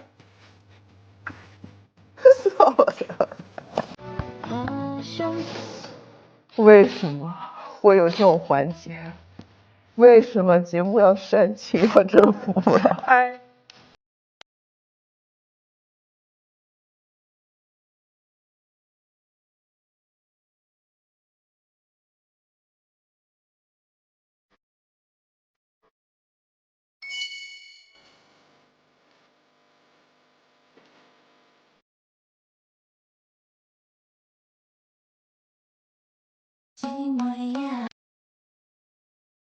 这场的比赛到现在就全部结束了。再次感谢所有的优秀的脱口秀演员们，感谢我们小团的朋友，感谢编剧老师，感谢脱口秀俱乐部的主理人们，更重要的是感谢所有的观众朋友，你们的掌声和欢呼声给了我们脱口秀演员最大的鼓励和支持。想来现场体验线下脱口秀演出的快乐吗？微信搜一搜效果，关注效果官方公众号和小程序，超多演出等着你来。新一轮的脱口全国巡演即将启动，打开效果小程序，关注你喜欢的演员，并许愿想看城市，朋友们就有可能来到你的身边。感谢各位，接下来的比赛一定更加精彩。休息一下，下次见。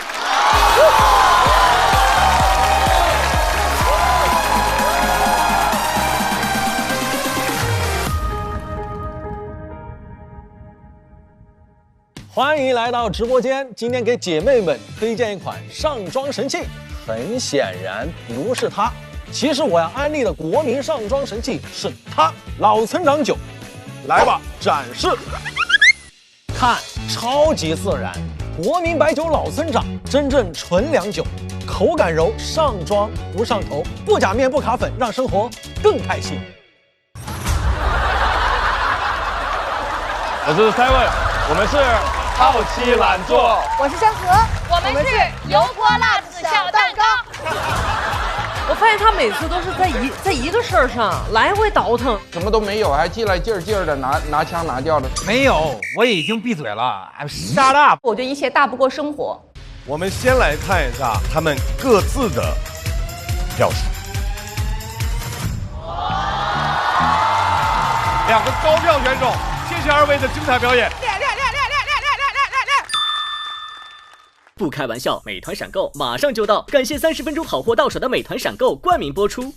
番茄是个宝，茄皇错不了，感谢约一颗阳光番茄在里面的茄皇联合赞助播出，让生活更开心。感谢国民白酒老村长特约赞助播出，96倍乳黄金续航母源自护力，感谢 A2 紫药 HMO 奶粉赞助播出。找回状态，脉动回来，感谢随时随地帮你 call back 好状态的脉动行业赞助播出。聊天吃乐事，分享更快乐。本节目由片片薄脆乐事不停的乐事赞助播出。真好笑，真有机。本节目由3方认证真有机的海天有机赞助播出。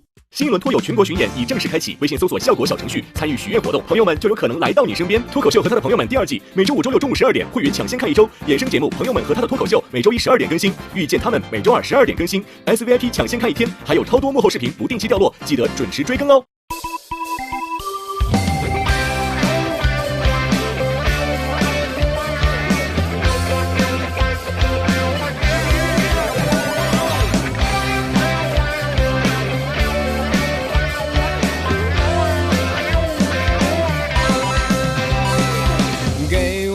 阳光我就灿烂，给个破框，我就能下蛋。给我坨大蒜就能下饭，谁都拦不住我，都我自己玩。给我一个木马，我就开始旋转；给我一个主角，我就开始撒欢。给我一顿臭马屁头有概念，我反弹，我反弹。天生就是自来嗨，原因留给别人猜。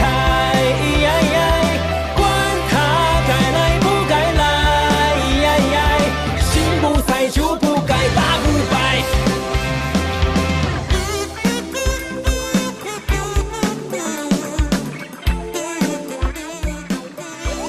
更多节目精彩资讯尽在新浪娱乐微博综艺新浪综艺。感谢新浪新闻、腾讯新闻、腾讯娱乐、立地城传媒对本节目的大力支持。给我的颜色我偏不看，给包鲜艳。